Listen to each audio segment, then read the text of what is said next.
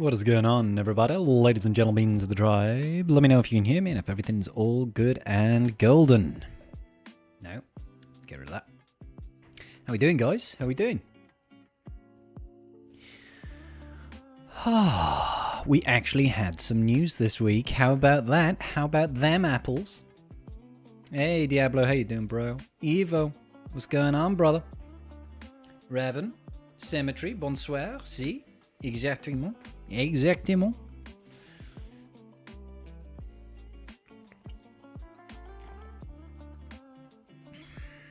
How the devil are we? Mikhailovich, how are you today? Hope you're all well. I do hope you are all well. Rando, you're excited for Leviathan on Tuesday? Hey, you unlocking the Leviathan? Are you 7-star in the Leviathan? What's happening with you, Rando? Yes, very good. Thank you, Diablo. I'm doing really good, thank you, mate. Really good. Finally got signed to 7 stars. Start working on his relics. Congrats, Phaethon. Congrats. All good business. All good business starts with a kiss. I mean, or something like that. So those of you that are unfamiliar with the streaming schedule, today we are going to be having the Tribe Talks podcast. That is myself, Carthrick, and Wolfie going to sit down and have a chat about all the latest news and events that's going on in the world of Galaxy of Heroes. So yeah, we won't be doing any sort of crazy gameplay, no gack, no nothing like that, but we are going to have a good time. We are going to have a chat, and we've got a couple of questions as well that's been swung our way through the Discord server. So if you do have questions for our panel, make sure that you head over to my Discord server, go into the Tribe Talks question channel, and throw them in there, and we'll try and get them answered today. That would be phenomenal. The weekend's going really well, thanks, Unstoppable. How are you doing today, buddy? You put too much bitters in your Manhattan, so it tastes like rubbish. Ah, Symmetry, I'm sorry, bro. I'm sorry, brother. I'm sorry, brother. Nothing quite like messing up a cocktail that you're all excited to drink. The man, the myth, the guildmate. What's going on, PK? We are guildies once more. After many a year, we are guildies. It's good to see you again, dude.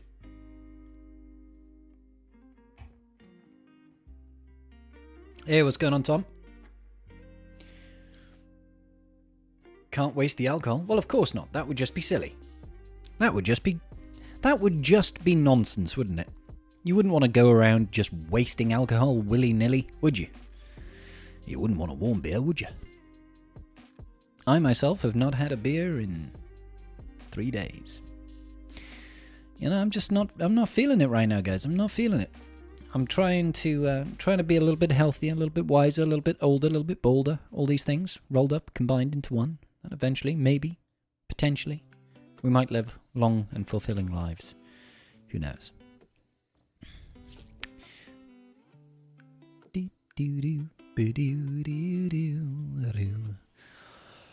Oh, wonderful.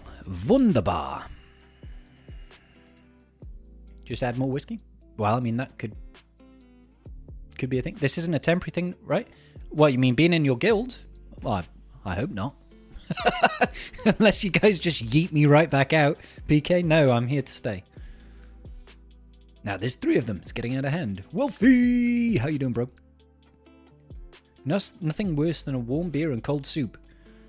Well, tell that to Gazpacho soup. Gazpacho? It's a Spanish soup that you drink cold. Drink cold? Eat cold?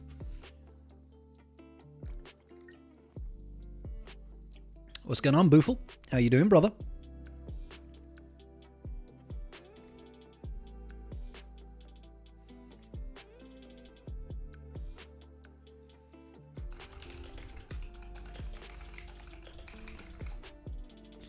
All right, I can see that our boy Carthrick is chilling in the chat right now, so let's go ahead and say, well, hello, Carthrick. What up, nerd? The whaliest of all of my friends. How are you? I don't know. I think PK could take a run at it as well. Well, are you guys going to have a whale off? I don't know. I mean, once these new marquees start dropping, maybe. until I know what the kits for the Gungans are and what they're able to be and what Jar Jar's Omicrons are going to be for. Yeah, well, Skak, we know that much, right? Oh no, that was Queen Amidala. No, that's Skak. That was Queen. They didn't say anything about Jar Jar's kit besides being a support. As far as I remember. You know, it's gonna be a raid army. I really hope it isn't. I'll be honest. No, it would likely. Well, and that's the thing is that I believe if anyone was to have the Ami, it would be Boss Nass. For the raid, you mean? For the raid, but honestly, I hope they've learned their lessons. And they don't do that. Yeah. And more importantly, this sounds like Tribe talks. So let's wait for Wolfie. You just get too excited, Garth. You asked me a kid with ADHD. I am a kid with ADHD. That ain't nothing new. You're not wrong. No, it's just it's just that I will mute you. I will mute you. I need to just make if they want to do more raid armies, all I'm gonna make say them good. Yeah. Make them dual applications. Be like raid and a minor TW or GAC boost. Well, to be honest, I don't mind a raid Omni if the raid Omni is worthwhile. Like, I found the Bausch Omni to be completely worthwhile even without a dual use. Especially when it was half price. Like, I got no problem with that. The Scout Omni is actually completely pointless because it doesn't do anything. Well, it does, but you can get just as good scores with it as you can without it. So it's pointless. But hey. Yeah. That's the big thing with the Scout Army, and that's the only one that doesn't have one. Well, that's the only other thing. The other thing I'll caveat with the Scout Army, the reason why it feels so undervalued or doesn't feel like it has any value is solely because you do not need to max out every run to get the max crate for the guild. Yeah. So it's like, who cares? Exactly. Like you only need to get to 2 point. What is like? It's like a 2 million average per run, right? Roughly. Well, to max out, if you're doing 2.7 with Leia, you need just under 2.4 with the rest of your teams to hit the max box, as in like 16.7 or whatever it is. No, actually, it might be for the 19. I can't remember, but it's not for the personal track reward. Yeah, but not for the max box because the max box is like only 16 something million, isn't it? It's what is it? It's 800 and something million in total.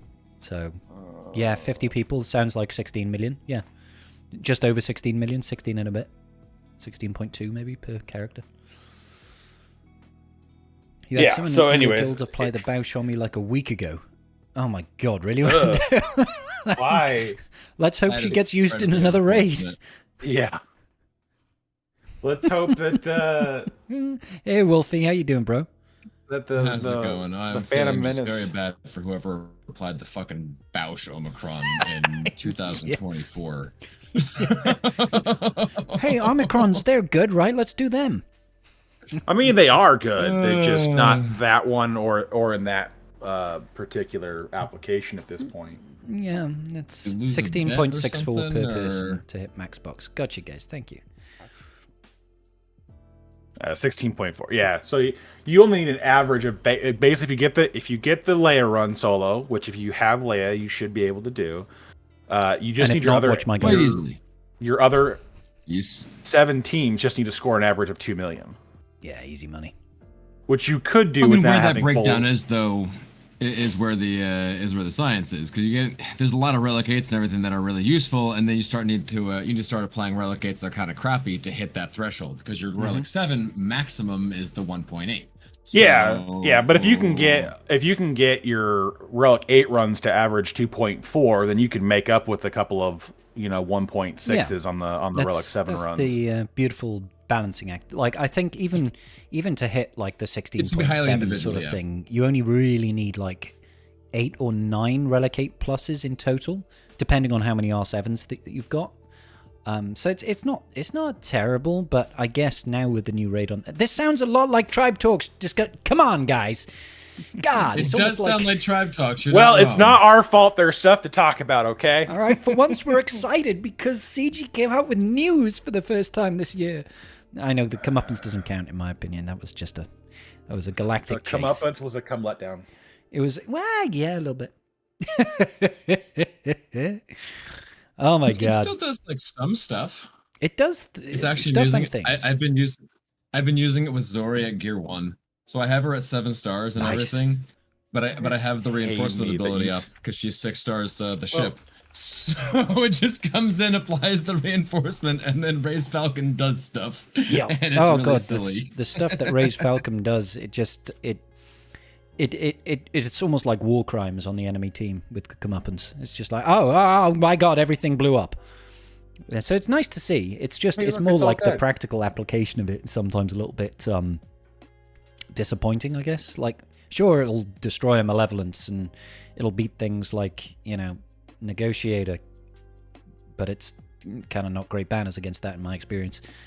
And it's like, do I really need another counter to these fleets? I mean, it's nice to have been more reliably option. cleaning things up. It's been more reliably cleaning up tribe talks. Tribe talks. What? Oh no, we're broken. We are broken.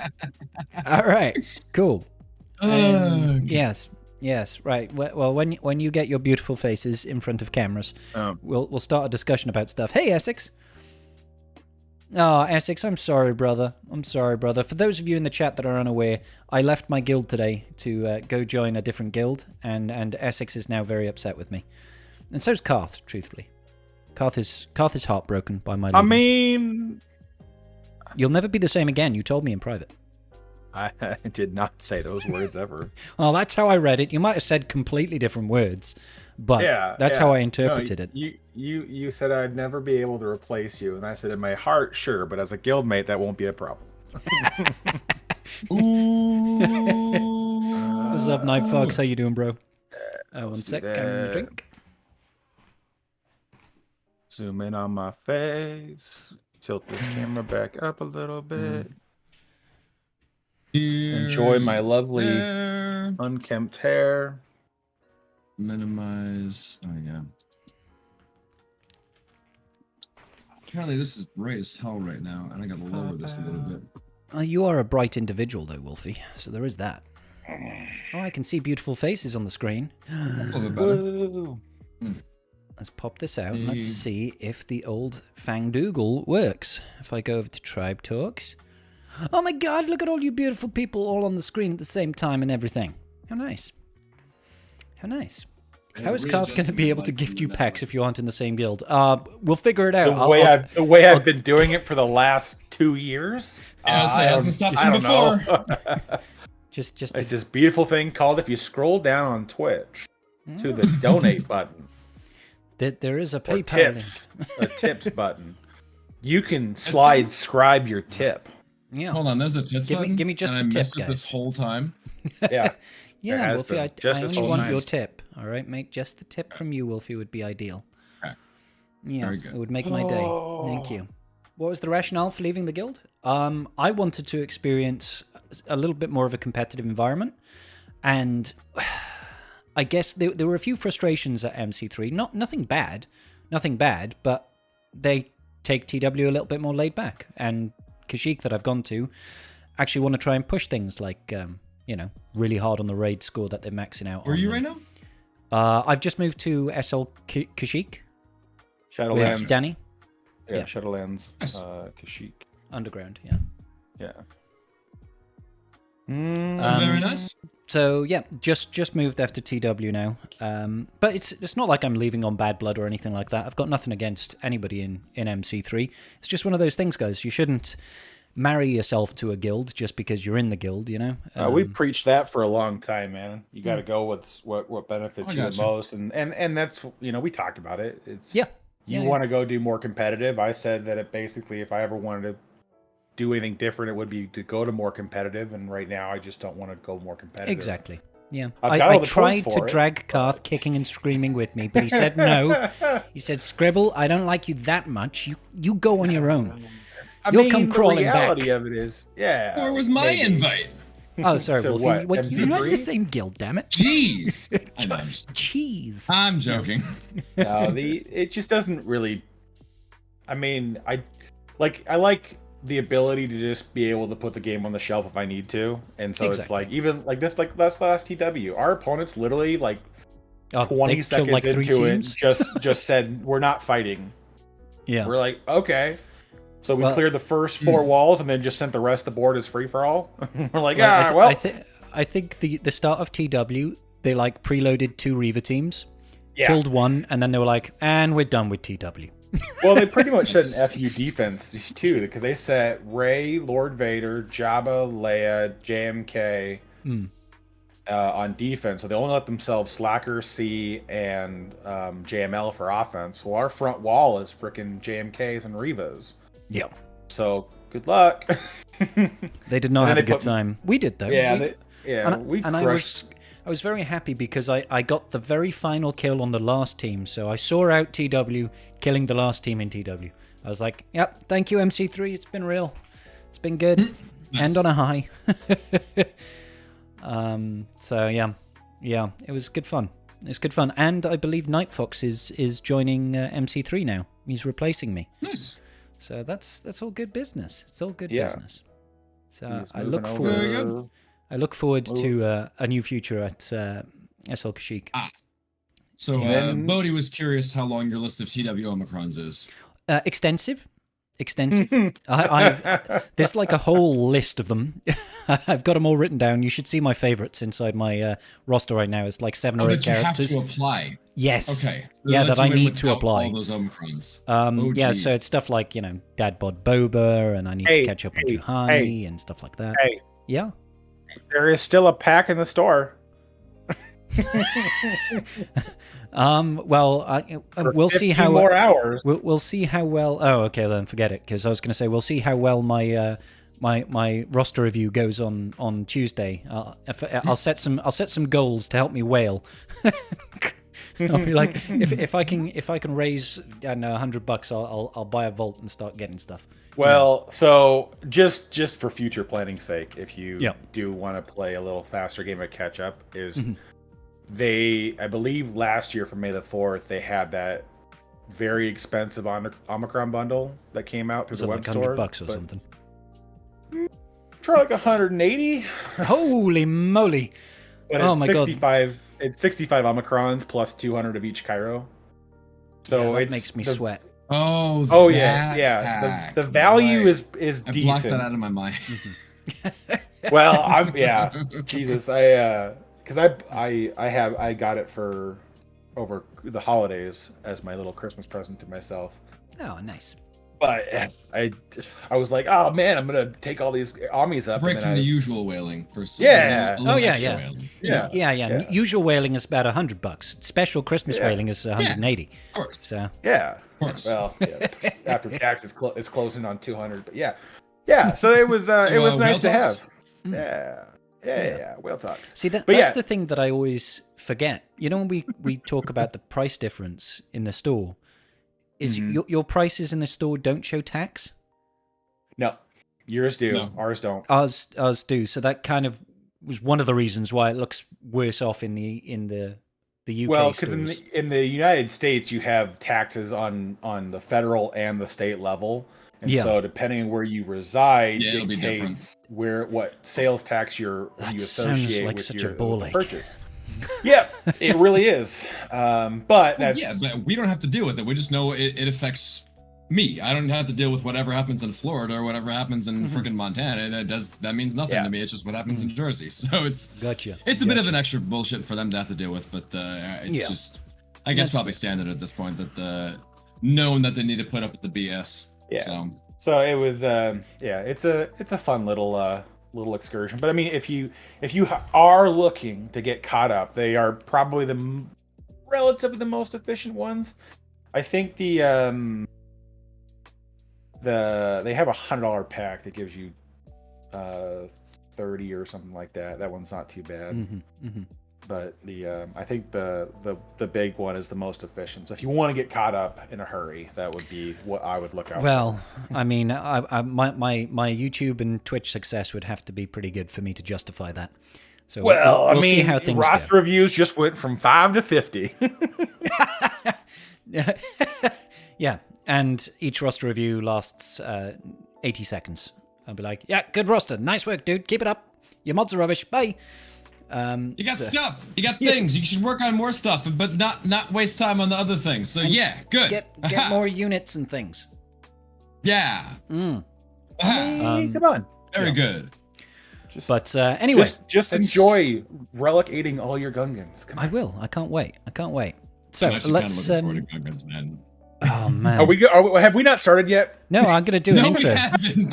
I'm going to 100% going to do an intro in a second, which really doesn't matter because it's not like I'm going to edit this video out anyway. But we've got to pretend like there's some sort of formality to these podcasts because otherwise all chaos reigns. Well, have you did you just start recording from the get go? Do you just take the Twitch VOD and use that? I used to start recording, but now I'm lazy. So instead, what I'll do is I'll say, "Welcome back, everybody. We took a week off, but we're back with Tribe Talks. Thank you, Garth, for that lovely intro. This is the supposedly weekly podcast that we sometimes occasionally do together with the Welshman, the Whale, and the Wolf. So many W's you can't possibly lose, right? We actually had news. We got some news from CG. They're not actually defunct. They are still around. We had a road ahead, guys, and it is like an actual road ahead. I mean, it didn't have everything that I was kind of hoping to hear from, but we did get some cool and interesting stuff and things. What are you most excited about out of all of the things? Where should we start this discussion? Probably with that we, as a community, pretty much called every single one of these. Yeah. I think they just looked at all the stuff that we were saying and they were like, hey, that sounds like a great idea. Let's do that. Yeah.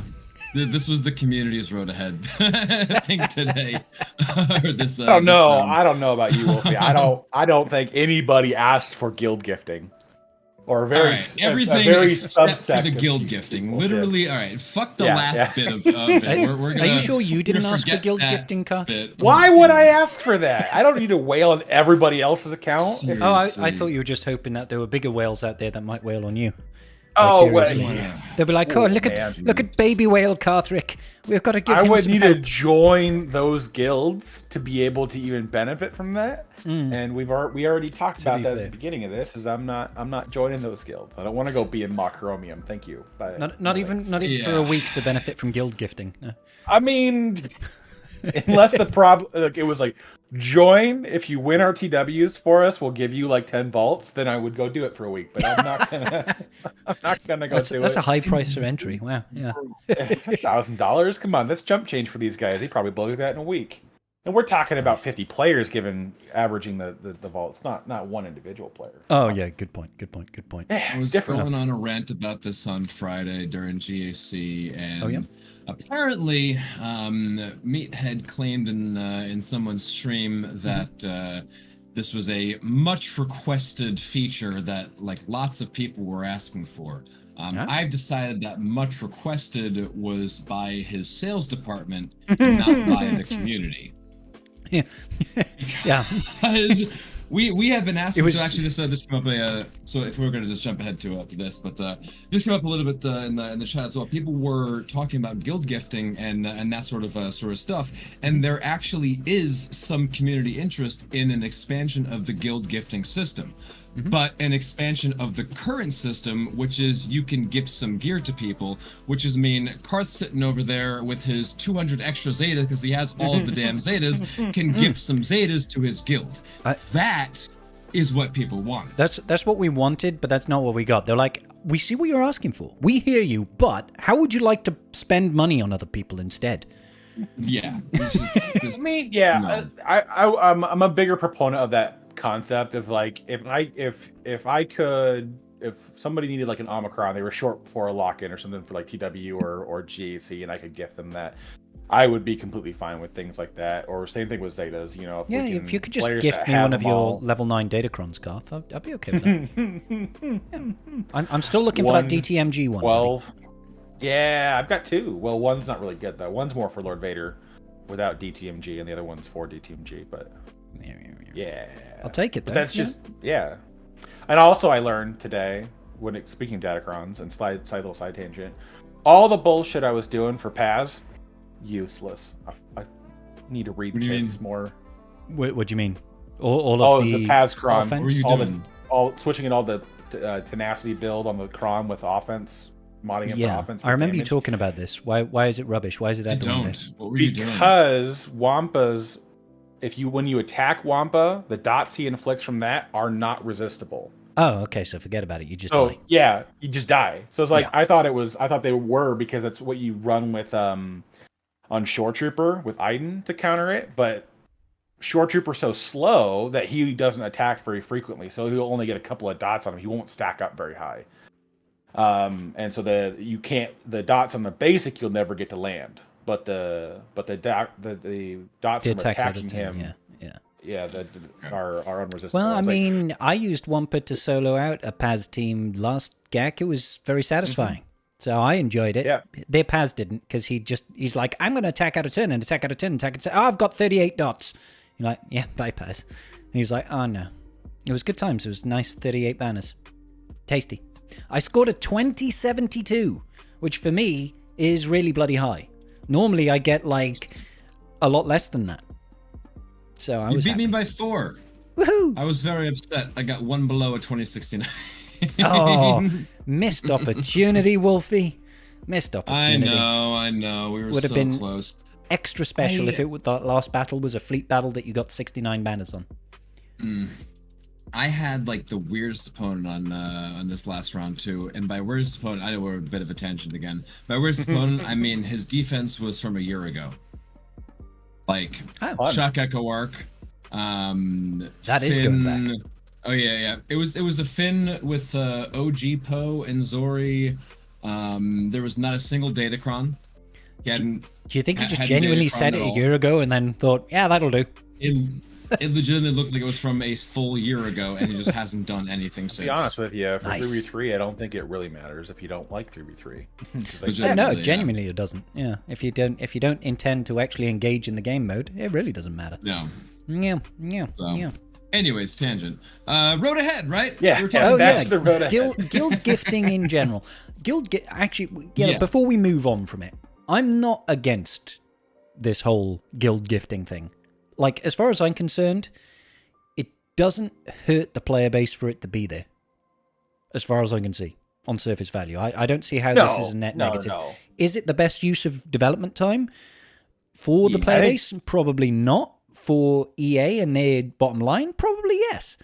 But yeah, that's about it. I think that's where a lot of people have the negative rub with the guild gifting is that it's like out of all the things we need fixed, out of all the features we'd like to have added, I don't think this topped many players' top 5. Yeah. So wasn't even on the radar. Yeah, because it's like for me, it's like what I used to do when I wanted to gift guild mates stuff. You go buy a Google Play gift card from Amazon, and then you just give them the code. Yeah. Or if it's iTunes, do the same thing. Like it was that easy. They don't get their cut of the sale. They do.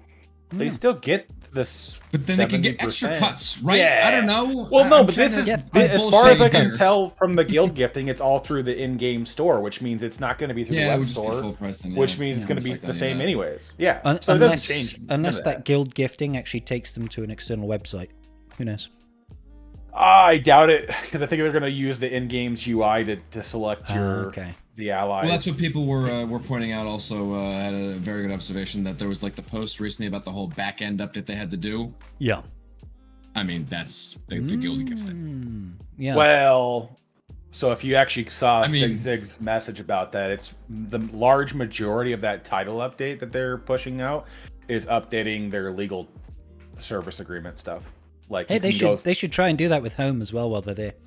I said that too, but I mean, like, they also said there was like some back end updates and everything. So I mean, if they're doing a back end update, then I'm assuming it's going to be in, and as it was pointed out, I think it's probably going to be a safe bet. It'll be in reference to the guild gifting thing. Although, because they don't have any way to do that.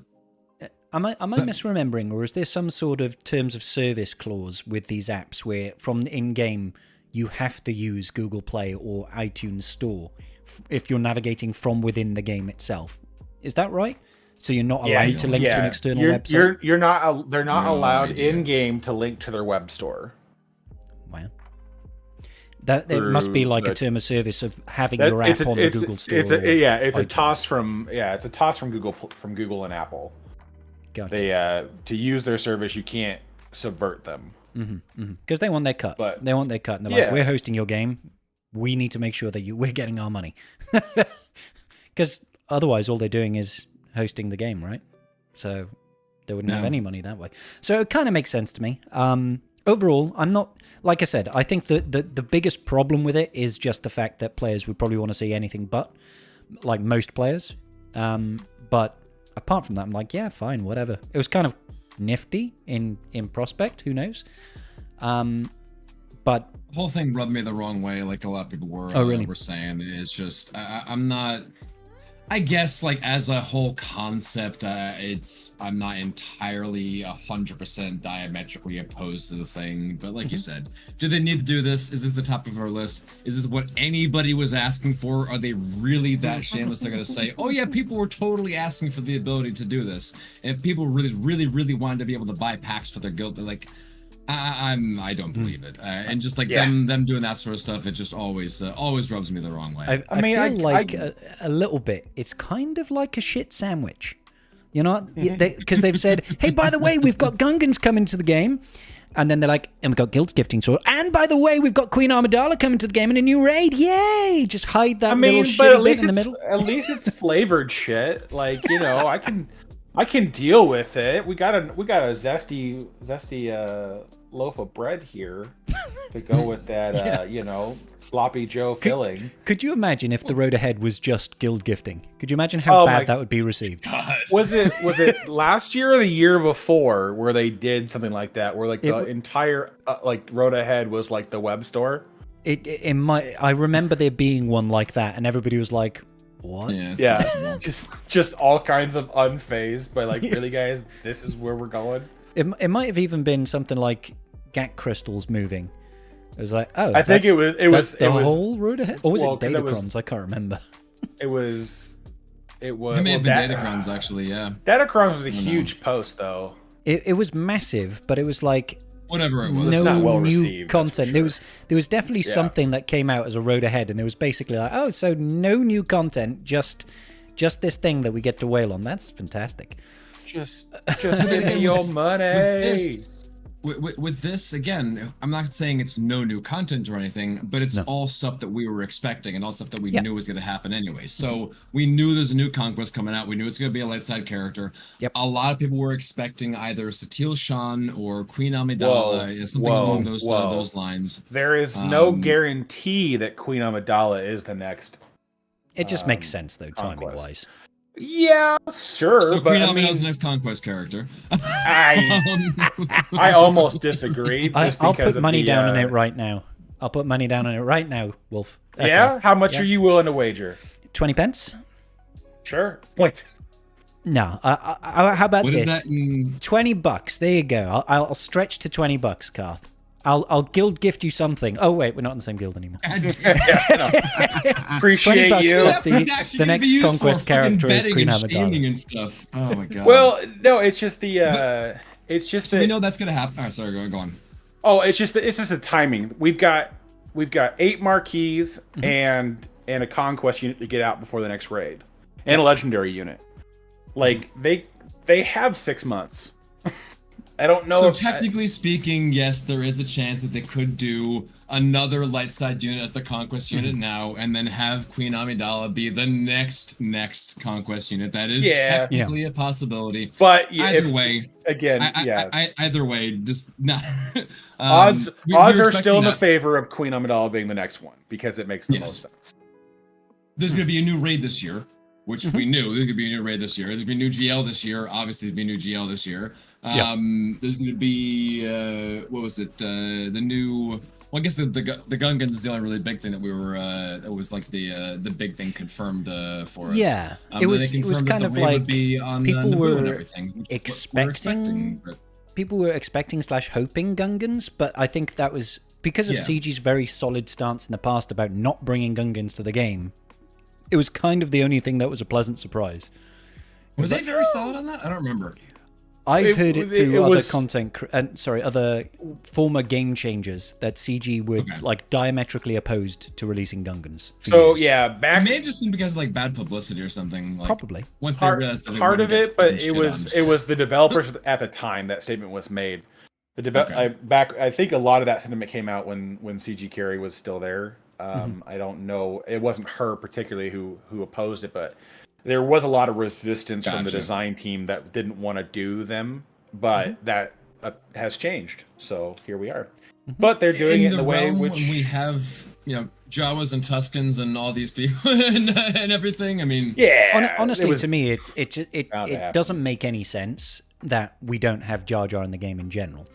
Like, even if there was no Gungan faction, it makes no sense to me that Jar Jar hasn't featured in the game. He features heavily in the prequels and is quite a pivotal character. Sure, I know he wasn't globally loved, but he's in several Clone Wars episodes. Does a lot of pivotal things. He's a freaking ambassador at some point. I mean, he does a lot of stuff. He's a senator. He is a pivotal character. He's the senator for Naboo. He was one of the episode 3. One of the reasons why the Empire rose to power in the first place. So, I mean, it might have been not because of any good things. Love him or hate him, but love him or hate him, he was pivotal. So that's my stance on it. It's like, I feel like Jar Jar should have been in the game a long time ago. But it was kind of like C-3PO wasn't in the game for like 4 years before he came. And that seems mind-boggling. I mean, you felt like some of them they had to save for legendaries. Like they had to have an idea that they were going to have legendaries and unlocks and everything. So they want to have like some of the big names, and they're probably still kicking themselves for having OG Darth Vader. Like one of those early game characters and everything. But sorry, just seen MJ's content about the content the speed gag that they did. Yeah, all the biggest content creators were in that except for me and Arnold. It's like, to be fair, I wasn't a very big content creator. I'm still not a very big content creator. And I remember, I think it was Meathead that said, "Hey, we'll get you in on the next one," and we just never had a next one. So okay, fine. Yay! I'm pretty sure I was supposed to be in on round 2 as well. So. Yay! Who knows? It would be cool if they did something like that again, but we'll never know. That would be nice. Yeah, Gungans, man. I'm kind of stoked. But all right. So the shit sandwich. The shit sandwich. Oh, so yeah. The bread is a lot of things that we were like expecting. Yeah. Over there. So they confirmed a lot of those things. They confirmed a lot of stuff. And as a few people in chat were kind of pointing out, there's a lot of holes in that bread. We've got like a big old Q&A over here with them going over a lot of things, but like, how is the raid gonna work? You were talking about this on Friday. Is it gonna be waves of B1 battle droids and nothing else? I really hope not. Pretty sure that's where they're headed. It's gonna be similar mechanics. The only thing I need to know is that are we overhauling skills again, or are we letting it go? Because the way they describe the Gungans in the road ahead, it sounds like we're gonna have our kits back, which I'm okay with because they're talking about using a shield mechanic and using mechanics from Boss's kit, right? And so it kind of to a degree makes sense that we would get our kits back, which is good, But yeah, I'm not looking forward to the. I really hope it's not just endless waves. I mean, it's man. It's my biggest concern. And I said it immediately, and Meathead was in the chat, and I was like, "This is shit." And he's like, "I'm just listening and lurking." I was like, "Oh well, I mean, please, Meathead, tell me we're not just fighting waves of no-named separatist or Trade Federation droids. Nobody wants to do that. No, nobody wants to do that." Different artwork scribe. They look a little bit different. Yeah, just like a color. Because they did say something in the Staps kit release that they have a different artwork version in the game. I wonder where it's gonna be used. I genuinely cannot wait to face off against slightly different looking kits. But honestly, man, like they have to. Please, at least let us fight an AAT or something. Let there be an actual end raid boss for us to beat. At the very least, an AAT. Even better if it was actually Duel of the Fates, which we know we're not going to get. Like, it's just not going to happen. We're fighting. Can't even fight Maul, damn it. Droids. Like fighting a lot of battle droids. That's what we'll be doing. Given a choice, do you want to fight droids or do you want to fight Maul? Like, that seems like an easy answer to me. That's a tough call. That's not really. Clankers? I mean, but there's so much or fun. Dark Apprentice of Sidious. There's only one of him though. I can only kill him so many times. I can kill an infinite army of battle droids. Hey, they could just make infinite moles keep on spawning. You cut him in half, he falls down a hole, he gets spider legs, climbs back out. You know, that would be funny. Yeah, we were saying we could. No, we were saying it was as you talking about the killing Maul over there. We were talking about characters they could bring in potentially for from the Phantom Menace, and Padawan Obi-Wan Kenobi would be amongst them. And I was saying you'd have to give him an insta kill ability, but you would have to have a caveat that the opponent would have a revive from it. Oh yeah, obviously. Yeah. Just to keep it insta kill, but unit revives with half of their body. Exactly, perfect. 50% health and protection. 50% health and protection. They've lost their legs. They can't move. So give them the permanent debuff. Loss of limb. Dismembered. Yeah. Dismemberment. Yeah. Yes. We use. We already have disarm from Chrysanthemums. Yeah. We'll do that. Oh my god. Yeah. E-Ray in the chat has basically said what I wanted to have from the raid, which was the first phase being battling the droids in the fields. Then there's mine wouldn't be assaulting the hat, but it could have a hat when they assault Theed, the attack party that goes back into the capital city, and then you face off against Maul. That's what I wanted to see, but that's clearly not going to happen. Which makes me just very disappointed. It's a part that annoys me is because they have done that raid structure already in home. So it's like, why don't you just copy and paste the same idea? I think the main reason why is that I think Swoga has so much time commitments already. Having to hit the raid every day for a certain amount of days would probably be too taxing to the player base, and that's probably the reason why we're not going to ever see phases unless it's like apparently it takes too long to make as well. So apparently, which they made it for home. They don't like working. Yeah, but home was commercially a massive success, Karth. So yeah. Hold on, they said it's too long to develop multiple phases. Apparently. So extend the life cycle. It's like, we gotta get it out 8 to 9 months. We gotta get 8 to 9 months. Dude, if you need an extra month, take it. Okay. Take an extra month or two. Develop something good rather than forcing some shit down our throats. Please, I don't know if you guys watch anything like I watch quite a lot of shorts online, and Asmongold does a lot of clips about that. And he's done a lot of clips recently around the success of games like Palworld and Baldur's Gate 3. And it's sort of like, why is this game so successful? And the response from the developers is like, if you make a good game, people will buy it. And he's like, oh my god, make good stuff and people buy the game. And that's kind of where you want to go with it. Like, if you make something good and fun, you get money. Look at Palworld. It was really entertaining. It massively sold out. Instead of trying to like microtransaction the life out of everybody. Funny. I think there was an interview with the developer on Palworld. Little side tangent. Yep. They didn't get to Palworld. We can't get out. Not talking about Palworld. The lead developer was thinking that they would never sell more than 50,000 copies. Like that was their dream. They got like 7 million or something. Yeah, that was Their dream was like 50K. Like we it's a lofty goal, but we're shooting high, and it's just like millions of copies sold. Like okay. Okay then. You don't say, huh? Yeah. And actually, they're apparently going and doing a lot of. They're not just like taking the money and running. Like they put out a lot of things saying, we're developing this and we're working on this and we're doing all this anti-cheating stuff and we're working on all these servers, and doing more support out of that. We're not thinking about profitability with this sort of thing. With this stuff, we're just talking about trying to get things working and everything for you guys. Yeah, it's like they actually care about the game, and it's nice. it's a beautiful thing. It is beautiful. It's good. I agree. It's a good change of pace. Make good things and support them well, and people. So crazy. Yeah, but I agree with what you're saying, Wolfie. Is like it would be if we had a better end product, people would be, more happy to invest in it, and would be happier with the overall product. So who cares if it takes a little bit longer? But I feel like it feels like their drive is all about talking for the raid now. Yeah, minimal investment to just get people to wail on a bunch of R8 characters to maximize their score, and then reset 9 months later, new one, let's go, do it all again. instead of actually making it. I mean, and not just relegate characters, relegate characters like Akbar, I'm a Gundai and like Hera and Chief Chirpa, who you are better the bet good your characters in better the bet raid. your bottom And your dollar Jedi some of Luke- those shitty Jedi are going to be.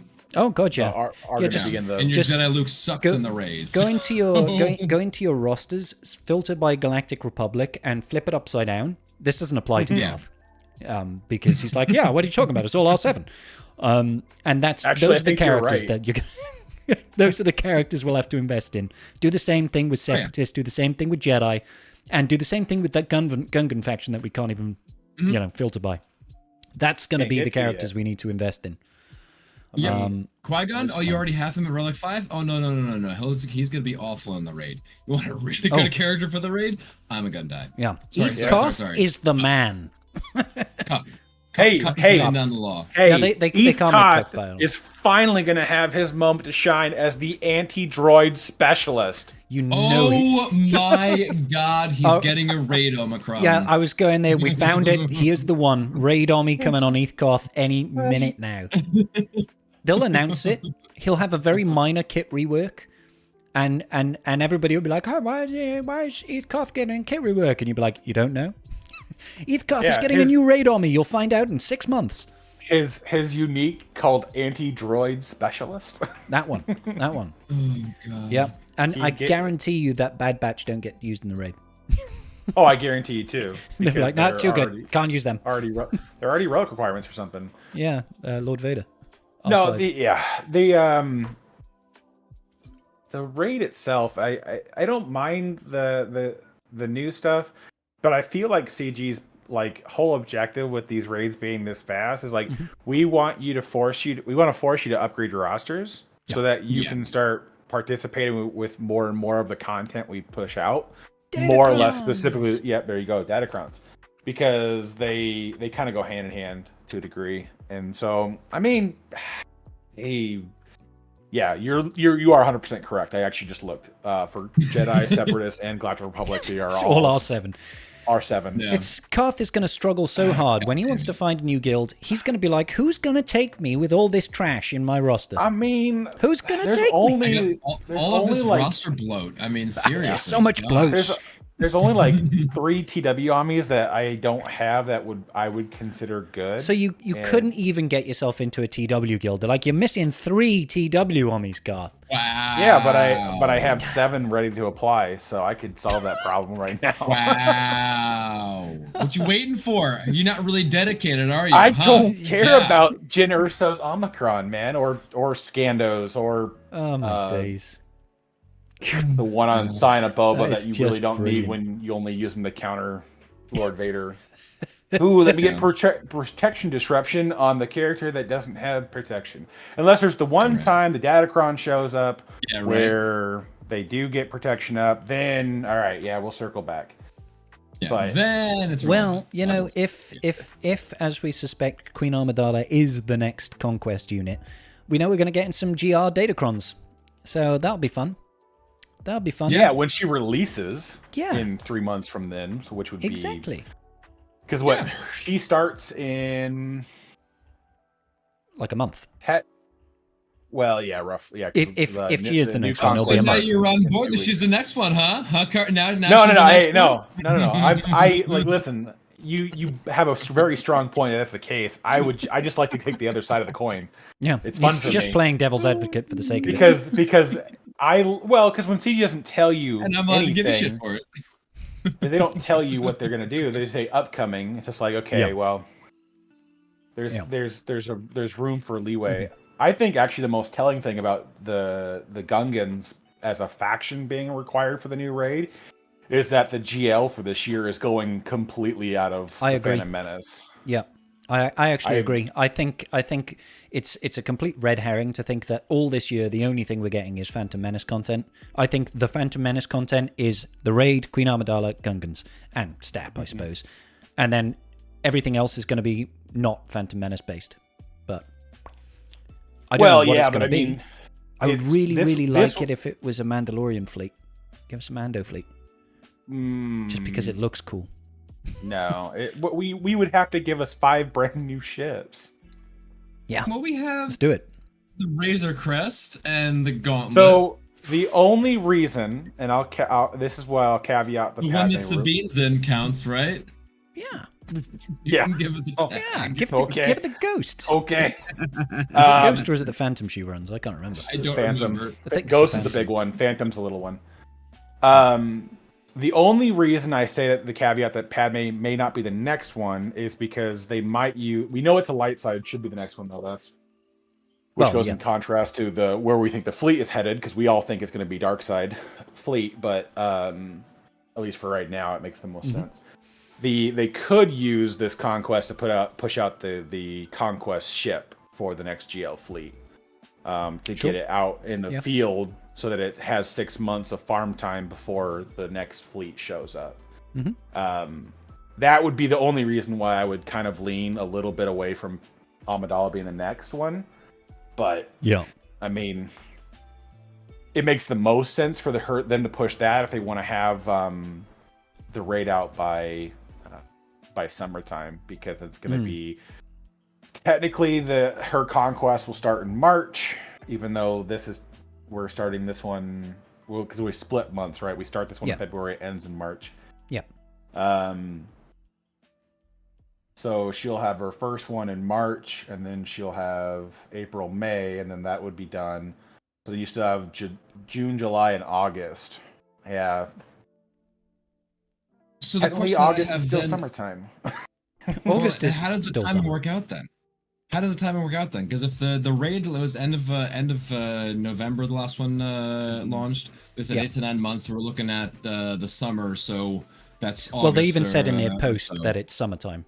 They said they're aiming for release. Right? Aiming for a summertime release. So we'll say July, August for that.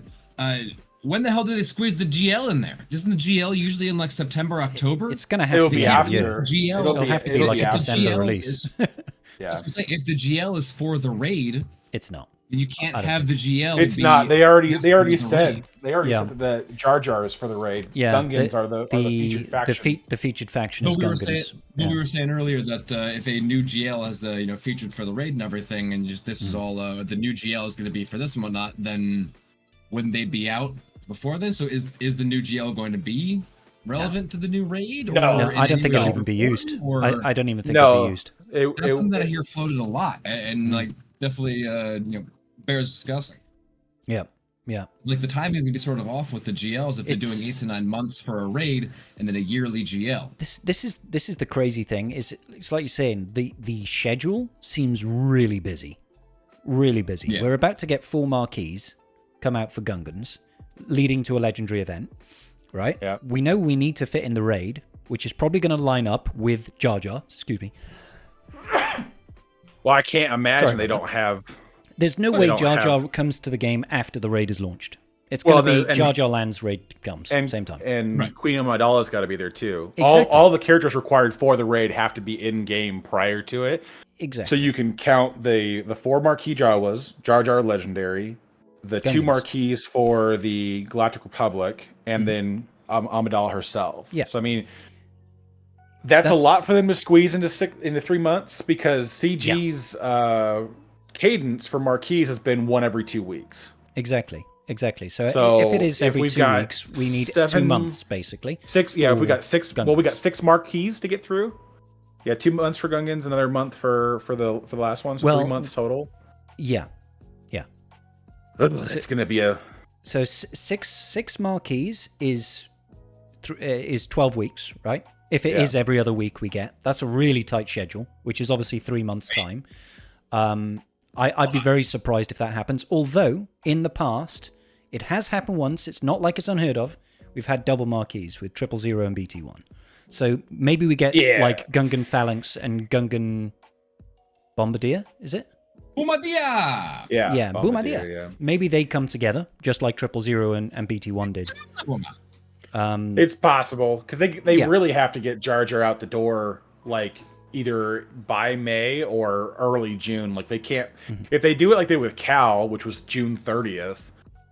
I think it just pushes you too far out there, because like My suspicion is that they will do Jar Jar the same that they did Bo-Katan.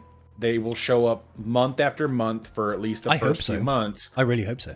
And then they'll go from there. And so that way there's a forced incentive for the bigger guilds that want to max the raid right away to just go out and whale, get everything, and then everyone else can kind of catch up over a couple months afterwards through some light spending and farming time. Yeah.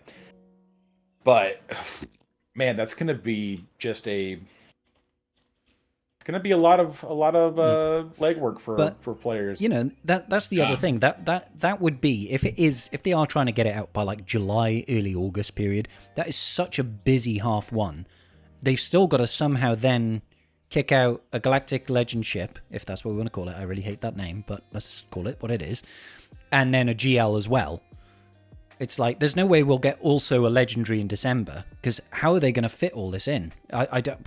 It's too much stuff. It's too much stuff. Well, that and we still have a bonus planet to fit in, and a bonus planet of Mandalore as well, of Mandalore. Yeah. I hope that. Which comes is funny soon. Which I can almost guarantee you by Christmas, Naboo will be showing up at some point. Well, because there's no way they put all this asset into just the raid. Like they're going to reuse that and put that out to everything else. I'm actually really surprised they haven't reused Zepho's assets in more places yet. But some of the Zepho assets are really cool. I'll be honest. Like I really like really nice. Those droids are so cool, and the bounty hunters as well. They look sick, man. Yeah. I know they're in the games and stuff like that, but they should totally reuse that. Hell yes, give it to me. It's cool. But I'm wondering how is CG going to fit all this into a year unless we just don't get a GL this year, and that would surprise me. Maybe it comes early next year. Yeah, I would almost say if we weren't going to get one of the two, it would be the ship. Would be my guess. You think? Because ships are far less lucrative for them, because it's the players aren't as willing to whale on them as they are the new Galactic Legends, because Galactic Legends just have a lot more viability in the game most people care about. Mm-hmm. So more draw, they're flashy. Oh, it's the new GL, the new everything versus. But so how little investment do I need to make this usable? Is this going to be counterable? Is this like that's always the thing, like with the ships, like a lot of players are like always get it because the ships are good. Yeah. Like the only reason the Leviathan was even needed at 7 stars was because they locked all the power behind it. Yeah, exactly. They locked all the power behind it. Yep, they did. It's like the fun that he worked at 4 stars. They're like, not doing that again. Nope, we want your 20,000 crystals. Give me. So they're like no destroy reinforcement from the first special on Leviathan, and what else was it? It was something about the ultimate. Was it like a slower ultimate or something like that? I can't remember. No, I think and when they changed it for damage. That's it. Ferocity for damage was definitely one of them. So your fleet just did no flipping damage at all. Just hung out there and did nothing. It's so it's going to be a busy year for them. How about we take this moment then? We're still talking about Road Ahead. How about we talk about Gungans for a moment? Sure. Yes. What are you guys' thoughts? We're getting Boss Nass confirmed. We're getting Jar Jar, obviously. We'll come to Jar Jar later as far as Legendary is concerned. We're getting Tarples, right? Captain Tarples. And then 2 generics. What are your thoughts, gents? Let's hear it. Gareth, after you. Oh, sure. You ready for some Gungans? You excited? I am happy they're doing an entire faction, entire squad. It's not just like 1 or 2. It's an entire group. Right. I'm a little perturbed that they didn't give us more information onto where Omicrons are going to be for, because they don't even tell us what Jar Jar's Omnis are going to be, but they told us for Queen Amidala. So I'm kind of like, all right, well that seems counterintuitive. Maybe it's because conquest units typically, if they're not GAC Omnis, they're just trash. Well, so this is the next one. Then she's probably coming out soon. They may not know for Jar Jar yet. Well, this is my main concern when it comes to the Gungans, though, is that as much as I love that we've got them, as much as I love that we're going to have a full faction of them, if they aren't punching up significantly, it's just going to be like, hey, great, this was a raid investment, and then 9 months later, it's like Tuskens are currently. Like, without a Datacron, they just sit on the bench or sit in the back wall, and you just don't do anything with them.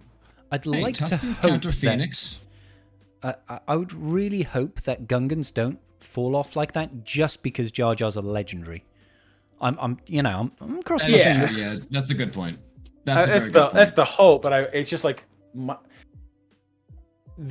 I can't really see them doing double GAC releases at the same time though. No, usually I like to alternate. So it's like if we already know Queen Amidala is going to be a GAC, that means the betting money is on Jar Jar being TW. Which means just TB. like Jar Jar is a legendary, and Queen Amidala is a conquest unit. So you can go back and forth with the conquest units and say maybe the next conquest unit might be a TW, but this is they could do another GAC. We also just had Stap as a GAC Army character as well, didn't we? I'm wondering if maybe all the Gungans will have armies for different game modes. We've got a whole faction. I mean, I would that's assume what I was at wondering least, about. Do they even waste Omicrons on the shit name ones? Would probably have them. Would be my guess. Yeah, I would be surprised if Boss Nass doesn't have an army. Just because it's Boss Nass, man. He's the leader. Yeah, Boss Nass will probably have like a TW Omicron. Captain Tarpus will probably have a TB Omicron. Maybe the Boomadir and the Phalanx will have nothing, and then Jar Jar will have a GAC. Yeah. Or maybe Boomadir or Phalanx will have a raid army. It could be that simple. Have the raid. Yeah. I really don't mind raid armies if they're valuable. So far we've had two. One has been worth it, one hasn't. So yeah, but 50-50. Full stop. If they keep doing the raid in the style that they're doing, once we nail down strategies, the Omicron has little to no impact. So it's like you can't tell me that the only reason why the Bausch army was good because it was twofold, right? Either you could split Hutt Cartel into two different teams and still get max scores, or you could at least underman with Jabba, and that would save yourself an R8. That's the only reason there was value to it. Otherwise, it didn't really prevent your scores. You put it on easy mode, getting the 2.7, and you could do it in one shot instead of having to retry 10 times and pull your fucking hair out. So that too is saving time. There is. But all I'd say, Karth, is there's nothing stopping them from doing that again. I know. It's just the implementation of the Scout Omicron. I would love to have a sit down and a chat with the guy who designed that what were you thinking was going to happen with this? Did you just did you just envisage it and then tried it with the army and thought, hey, that's great, and then didn't think to try it without the army and realize it does the same thing without it? I want a refund on that goddamn army. I mean, the other issue I have with raid armies in general is just the fact that their shelf life is 6 to 9 months. And when it takes you absolutely, well, that's why the Bausch Omicron half price I think was okay. I think the half price over there, I think that was a lot better. But then that should be how raid armies are then in the future. Either they should be dual purpose or half price. Or both. I can get on board. or both. Is that what you said? Just both. I said I can get on board with that. Yeah. I'm hoping that next time I won't apply the raid army, but knowing me, I'll probably make a video. I'll probably have to blow 20 armies to find out what happens. Make sure your guild's okay with it. You got TW armies to do. Well, I have it on good authority that I could just whale a bunch of money on some really expensive packs and just get armies out the wazoo. So. I mean, yeah, but those packs show up twice a year, so good luck. I'm sure it will align. The stars will align. The stars will align. CG always does what I want it to do. I'm sure. So, Gungans as a whole, like we were talking about a little bit earlier, I'm actually not opposed to Gungans coming in. They've been in a lot of a good amount of stuff. I say a lot of stuff. Jar Jar has been in a lot of stuff. The Gungans have been in a few things. Obviously, they were in the first movie. They were in a couple Clone Wars. They helped retake Mon Calamari. Mon Calamari, yes. Yeah. Yes, they helped defeat the Separatists, and they failed Separatist pretty miserably. But they did pretty badly, and then they just. Anyways, getting off topic over here. I think that the Gungans definitely deserve to be in the game. A lot of people were expecting that to happen, whether it was going to be Jar Jar or the full team. I'm happy there's a full team coming in, but like you said, we'll see if they just end up being the Tuskens or the new whatever. Which I will say, Tuskens are not terrible. I beat CLS with them. I beat Phoenix with them. They can do some actual things. They are not a bad team at all. They counter any team that gains turn meter. And I absolutely despise them in GAC. With Star Killer with them, and they do some very good things. With their Datacron right now, and their armies, they are just so frustrating. I despise them with the fiber of my being. I'm just like, stop taking turns and recovering all of your health and protection for no damn reason. Go away. I mean, it's because of the dots, right? I don't care what it's because of. They need to stop it. They need to not be obnoxious Tuskens. Kit. But that's if we're sitting there talking about Gungans the way we're talking about Tuskens, and oh god, they're irritating as fuck, and they're like I really hope it's the case. Don't get me wrong. I just don't want to be like if Tarples doesn't have a move called Yusa Bombard, then I think that there's or actually no, that was Boss Nass that said that, wasn't it? Then I will declare it as a huge missed opportunity. And I'll send a very angrily worded letter to CG's officers, because that's what the British do. We send sternly worded letters showing our discontent, and I'm sure they'll correct things from there. Yeah. What do you guys think about movesets?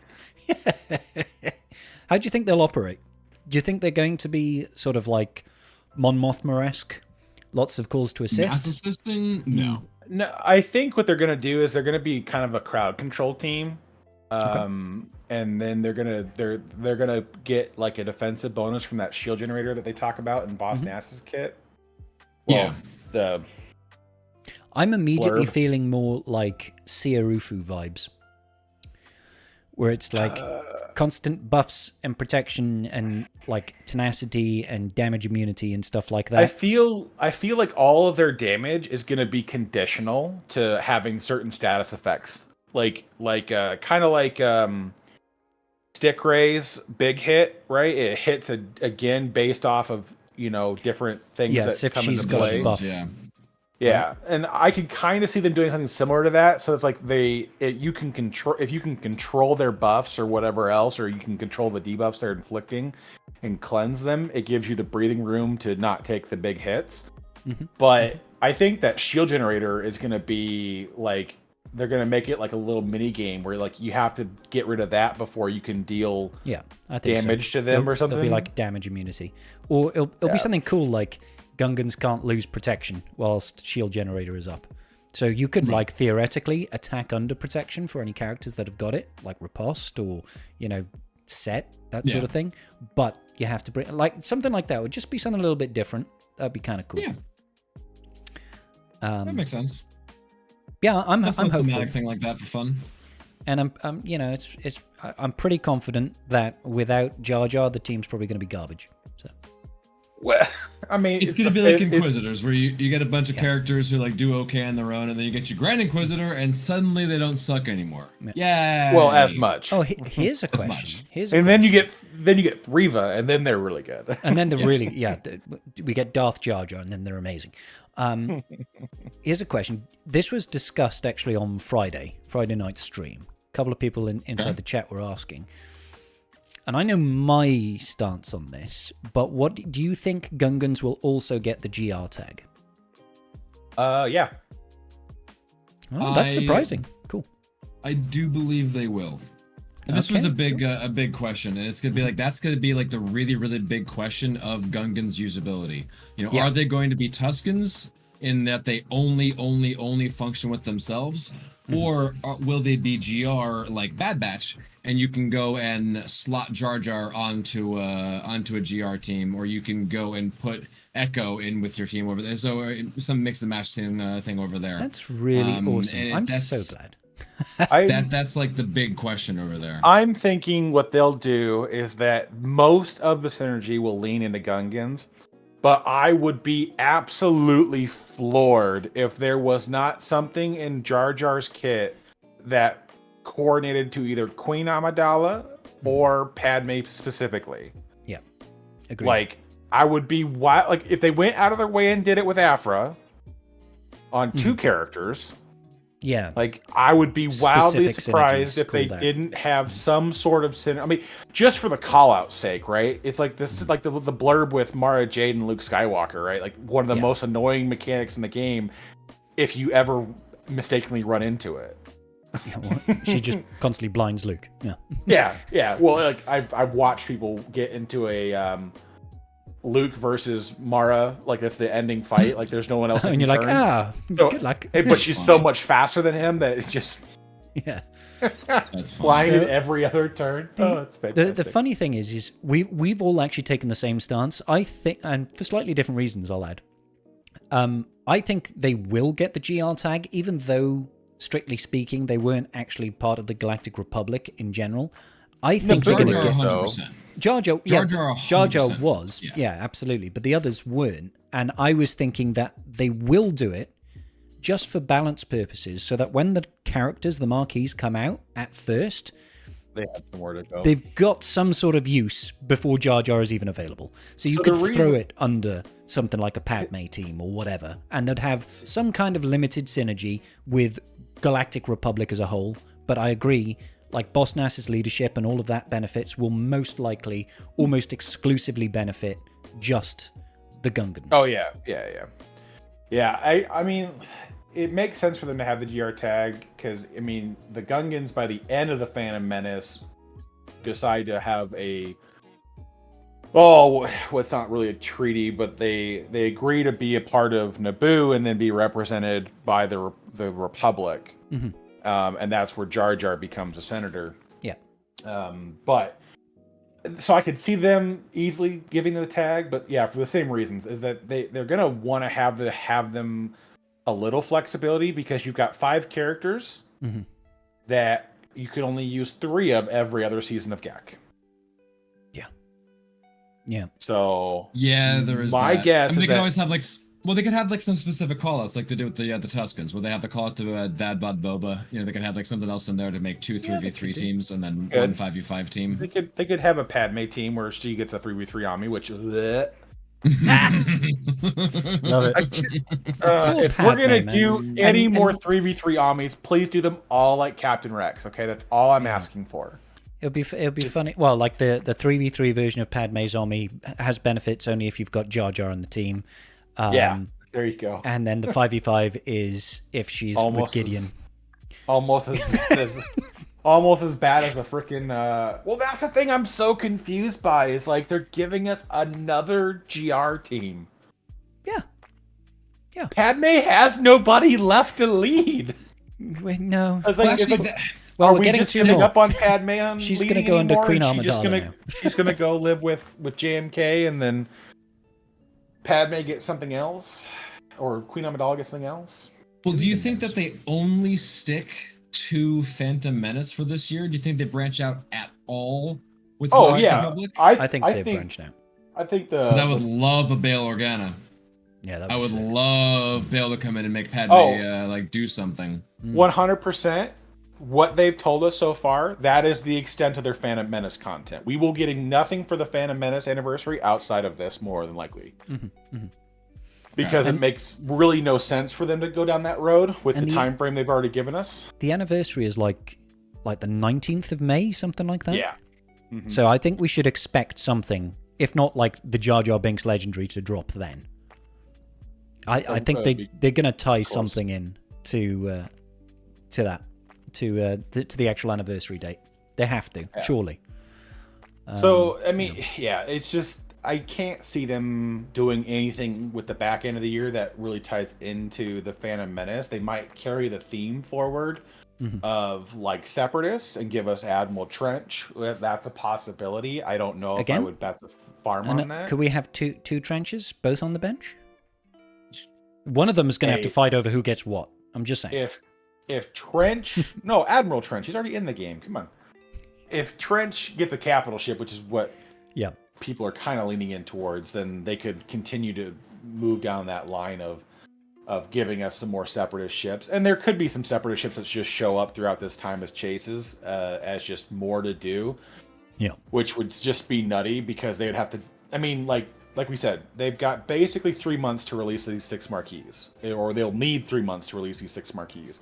They'll need at least 3 months, well, 2.5, to release Queen Amidala, and then you got Jar Jar that shows up at some point after the Gungans are all in the game. So there's a certain junction of like, where do you sprinkle in more bullshit? Because it's just like, that's going to be a lot of things to work on. Like, your whales can't keep up with that pace. Like, part of the reason why I think they do marquees every 2 weeks is because that's your paycheck cycle. That's how it goes. God damn it. But, yeah, it's busy. I don't know how they're going to fit it all in. It's cooler. Like, I'm happy for the Gungan faction in general. I hope they do get GR synergy. Seeing as though we kind of alluded to it already, we might as well talk a little bit about Queen Amidala. We don't know a heck of a lot about what she brings to the table outside of she's got a summoned unit. It's going to be her handmaiden, right? That handmaiden provides her queen's protection, which is some unique buff. Decoy. Oh, yeah. And once the decoy is killed, then she gets a unique new buff and applies a unique debuff to the enemy team. I'm assuming these are unique because they were very specific about not naming them, and also called them. There was like, she gains a nasty buff, they get a debilitating debuff. So I imagine we're going to get a new locked buff, a new locked debuff. Outside of that, the only thing we really know is that we're getting 2 new marquees to go with. Well, no, 2 new characters of Galactic Republic. What are your initial thoughts on Queen Amidala? We'll go to you, Wolfie, first. Seems I went Karth last time. So, Queen Amidala is another one of those like weird things where they already have the later character in the game, and then are bringing in the earlier version of the character. Because like Queen Amidala, you can. I'm not sure how much power she actually had, or she was more of like figurehead sort of thing. You know, she has more of this, you know, the pomp and circumstance and whatnot. But it's interesting. We'll have to see where she ends up. I'm not opposed to her coming to the game. We could probably get this is what Captain Panaka will probably come in with her. What was her other? 1 or 2 of the guys who would be helping her out would be good. So I'm okay with her coming to the game. Interested to see what her kit's gonna end up being like, aside from the decoy and everything. But I mean, it's not the most exciting thing in the world. It's cool looking. You know, we'll see what happens. Yeah. Part of it's just because a lot of people were expecting this already, so it's just like we had confirmed what we know is happening. Yeah.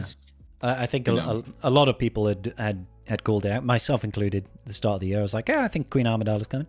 And I do think her ship would come as well, which would be really cool. Yes, the super shiny Naboo N1s. Exactly. Not the N1, sorry. So her... what is it? It's the Royal Naboo Starship. Yeah. It's got some actual flight name. I can't remember what that is. Yeah, the N1 was the fighter, sorry. Yeah. Which, side note, I also hope we get the Naboo N1. Like, it's just one of the things I like about Queen Amidala is, sure, we might not have asked for her. She doesn't really do much per se as far as combat is concerned and stuff like that, but she does look incredibly iconic.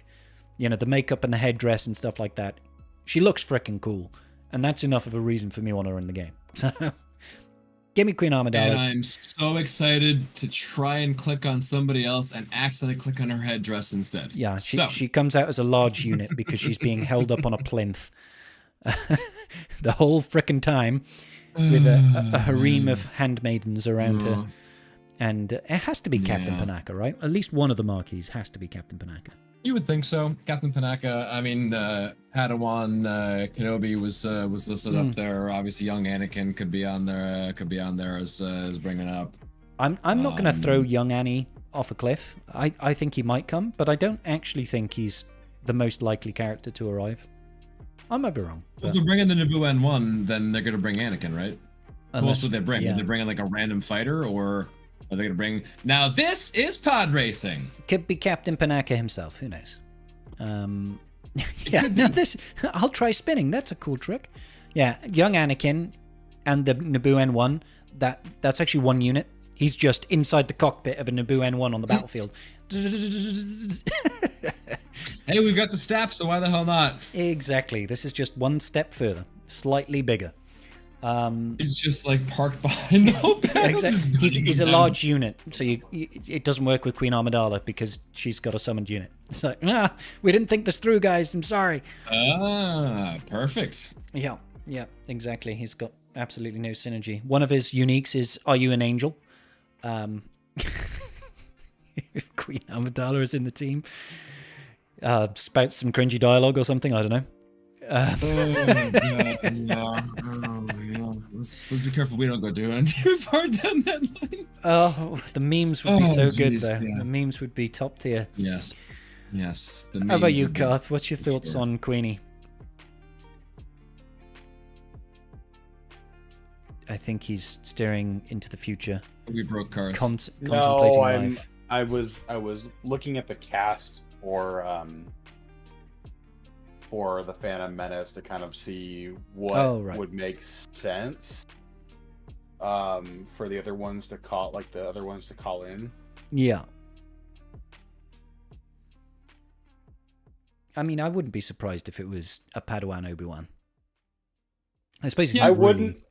We already have Qui-Gon, so exactly. Yeah, but I feel like they're gonna go hang. Like, you wouldn't want to put a GR Jedi that's gonna go hang out on a different team. Like, I feel like if they're gonna give us if they're gonna give us two new ones, they're gonna synergize with Padme. So they should lean further into being with Padme. Captain Panaka definitely makes a good amount of sense. I can't imagine doing anything too crazy for like fringe characters. Mm-hmm. But they could do something like that. They could actually give us the decoy as which I don't think they will though. Yeah, it's part of Queen Amidala's kit, isn't it? Yeah. We might get a handmaiden, but I doubt it. We get the governor of Naboo, which I feel like it would be really kind of a far-reaching thing. Yeah, maybe a little bit of a stretch over there. Governor Naboo over there. Yeah, there's one that's the Rick Ollie is a pilot that she pilots, or they fly the Queen ship when escaping Naboo, and they are the leader of Bravo Squadron on the assault on the Lucrehulk above Naboo. Oh. So maybe it just depends on where they want to go with it, right? Do you want to lean into Naboo, or do you just want to lean into GR characters from Episode 1? Because it's like, I feel like this is like the most opportune time to pick up a Padawan Obi-Wan Kenobi if they really want to go down that Obi-Wan. But I can't imagine that character existing and not having Qui-Gon synergy, which again then just devolves into this little aspect of like, why are you putting that in if it's not going to go with Padme? So I don't know. Well, how about this though? I know that Qui-Gon has got a really great Omni and everything, but what's to stop Qui-Gon Jinn joining a Queen Amidala team? Outside of Gak, forget Gak Omni, he has no real use. Yeah, but she has Gak Omnis, so. Oh yeah, good point. No, yeah, that's a solid point. Yeah. You're doubling in on the same conundrum. Yeah, because outside of that, right now it's Keller and Beck, right? He's the but he doesn't use Qui-Gon Jinn. No, you're right, and that might leave some flexibility. But I mean, if whatever Padme does, or not Padme, sorry, Queen Amidala does for the objective for the team, it's gonna have to, if it's gonna take in other old GR characters, it's gonna have to add a ton of defensive viability. I mean, you're gonna need like a Bastila lead, which is like, here's 200% bonus protection at the start of the battle and some turn meter and critical hit immunity, and all of it's locked. It's like, okay, you can't do nothing about it, and you'll like it. Yeah, like it's gonna be one of those things where I feel like they're gonna have to lean into protecting it, because I mean, the old GR characters have some of the worst, base stats in the game, and some of the worst kits. Yeah, and so some of the greatest leaderships, like those leadership abilities, top notch.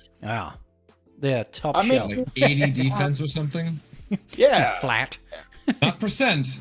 80 defense. Yes.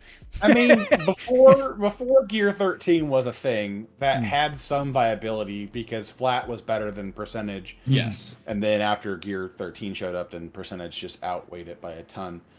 But I mean, like, there were a couple interesting ones. I was thinking of the Umagundai, because actually Umagundai has a relatively unique one, but the percentage is so low. It's 30 flat defense, and Jedi allies gain 35% counter chance, and when they counterattack, they get 25% more damage. That's not terrible. If that counter chance was higher, and the defense was maybe, 50% percentage, then you could have some fun with it. But yeah, I don't know what the plan is. They have like a 60% counter chance, maybe 70% counter chance. I mean, Aayla Secura's got what, 50% chance. She's got 65% counter chance on her unique and deals 50% counter damage. And then which part of it? Oh, it's her basic. Yeah, her basic has a call to assist. And they deal Aayla Secura's kit. It's bonkers for the time, and it's bonkers for what it does now. It's just a really powerful kit that they're just like, yeah, we're gonna let that keep running. She's not terrible. No, Ayla's fun. I wish JMK had more plug and play viability, but you kind of need a core. Like you basically need everybody that's on that team the majority of the time to beat most GLs. Like you can't really go without the core team there to swap an Aayla unless she's got a Kron. So I mean, they could do some fun stuff together to make it work, but for me, I'm just in the mindset of like, if they're bringing 2 new GR characters out for it, they're gonna synergize with Padme, so I'm kind of leaning into probably like Naboo based characters. But I mean, Padawan Obi-Wan would make them just bazooka dollars. Yeah, so without a shadow of a doubt, he's one of the most popular characters in the franchise. Yeah, because everyone's just gonna just ball up their hard-earned money and throw it against the wall at CG and be like, "Just take it." Can I just send you specifically, $500 and you give it R9 on my account? That's all I'm asking. I don't want to bother gearing it. There's too many button presses. I'm surprised that isn't a pack in the game. It's like new marquee comes out, $500, you just get it at Relic 9. Job done. Yeah, they've always had some hesitation with doing the big packs. Yeah, but I mean, it goes to show whales don't care what the price tag is, as long as the value is nice. Whale's gonna whale. That's the whaley way. I'm pretty certain Karth has that tattooed. Got a tramp stamp of that? Whale's gonna whale. Yeah, I got a whale tail with my whale tail. I love it. Perfect. I love it. Perfect. Yep, sick. All right, so road ahead. What have we talked about? We've talked about gifts. We've talked about Amidala. We've talked about Gungans. We kind of touched on the raid. I don't think there's a whole lot we can say about the raid apart from it sounds incredibly disappointing. Yeah.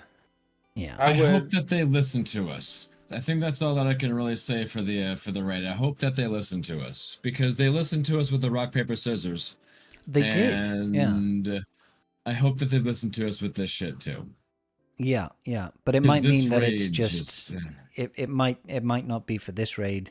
Things were probably already underway for this raid, so they're like, we'll get it next time. It won't be. Well, yeah, it's the same thing they did with Krayt Dragon raid, right? Is that they like 3 months into the raid, we're like, we hear your feedback, but we're not changing it until the next raid. Like, oh, thanks. That was one of the best quality of life improvements, was changing it to a 6-day cycle rather than 3-day, because that 3-day cycle was horrendous.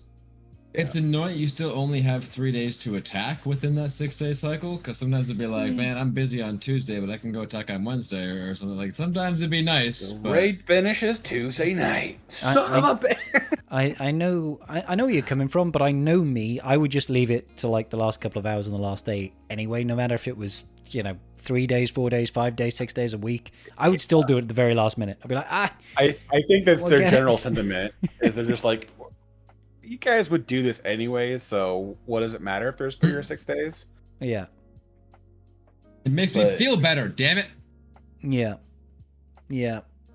So, how about this, gents? we've got Queen Amidala confirmed coming into the game. Do you think then, as the counterpoint, a lot of people were suggesting Chancellor Palpatine. Do you think we'll see Chancellor Palps come to the game at some point? Probably and not. if he comes to the game, is he going to be dark side? Is he going to be light side? Will he work with separatists? Will he be all able to of bridge the above? Gap? I think he would be too complicated of a character to make it work. Mm-hmm. I just think, I mean, it would be cool. It's the thing I always bring back whenever we theorize about new characters and kits, right? Mm-hmm. They have to have a place. And it's like, if you want to split the use, it's like you've already got very set up and determined characters and teams from like both the Separatists and the GR factions.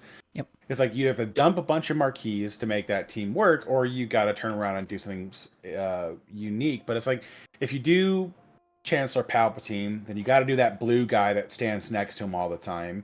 And you got to do, it would. There's a couple other characters that are around him in the Senate frequently that would make sense to be a part of it.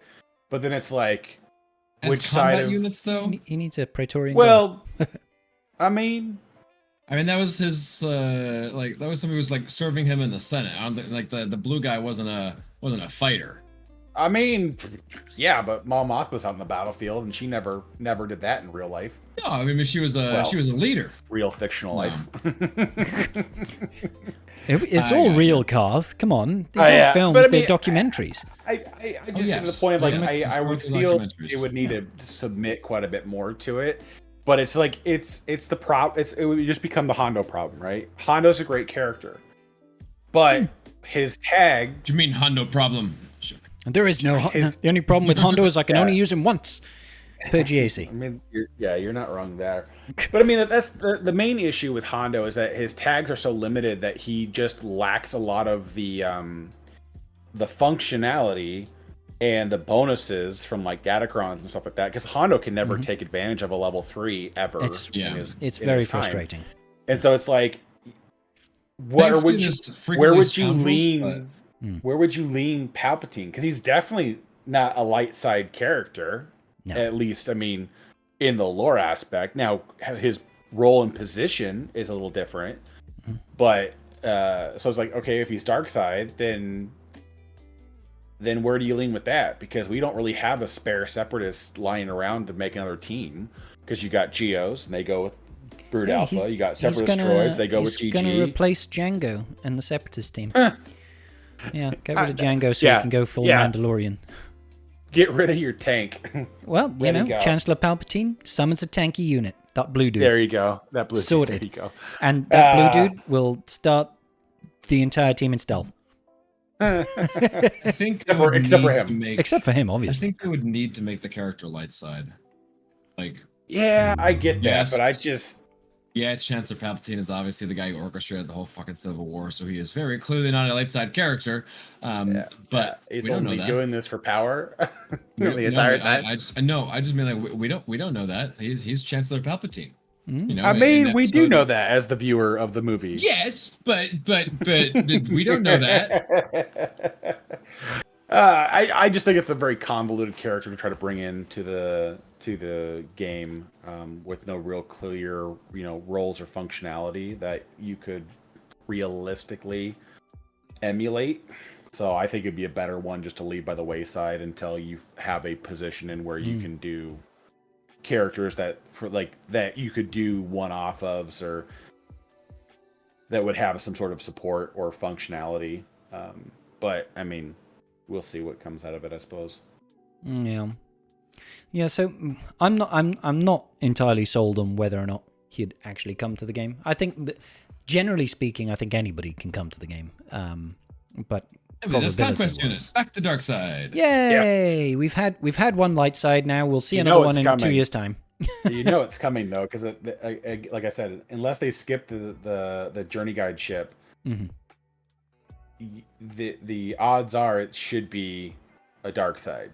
Now, granted, it also for the same odds should be a light side. So, who knows? But... I mean, yeah, theoretically, they usually go light side, dark side, light side, dark side, light side, dark side. So it should theoretically be a light side capital ship, but it's CG. They can choose to just do whatever the hell they want.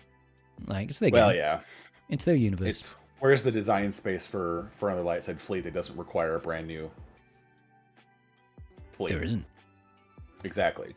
That's the only reason why there's a lot of Galactic Republic ships. It's just they just don't have a whole lot of synergy. Yeah, but what happens if you do a GR Journey Guide ship, right?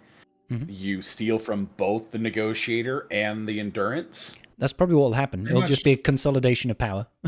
You steal all the best ships that go in the Negotiator, and you're like, sorry, dude, you get nothing. Home One would like to talk to you about how that didn't go as planned. Home One doesn't do a whole lot of talking anymore.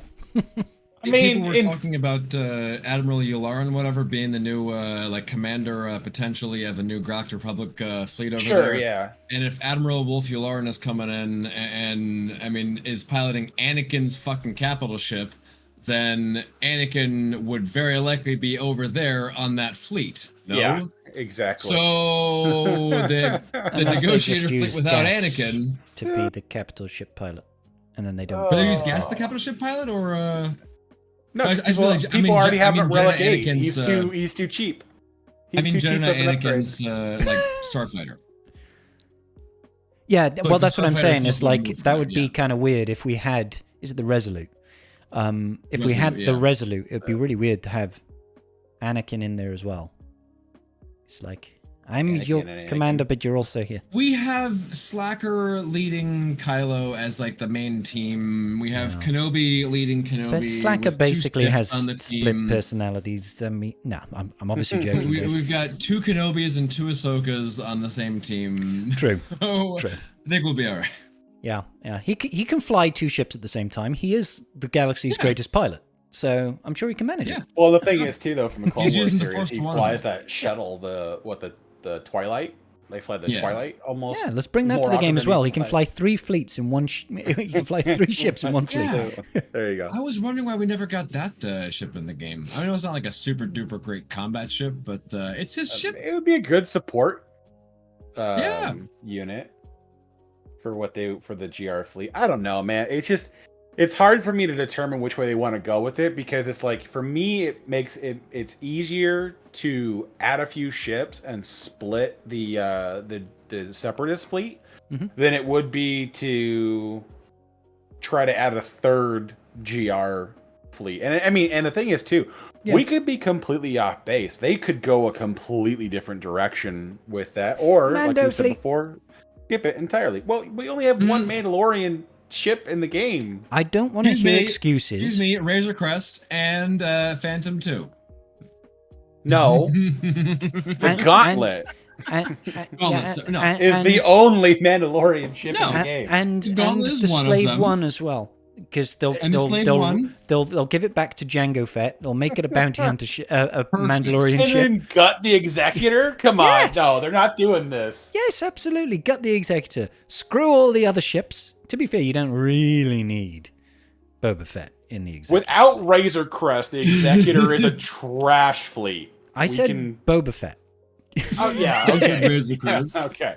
I mean, the guy who they were adamant about not giving the Mandalorian tag for canonical reasons, they would then double back. Well, they just have to release one for Jango Fett, and then it can be Mandalorian. And let's be honest, the Razor Crest makes no sense as an executive ship. Well, yeah, because Bam's the pilot, but the ship's a bounty hunter. Yeah, I know, I get you.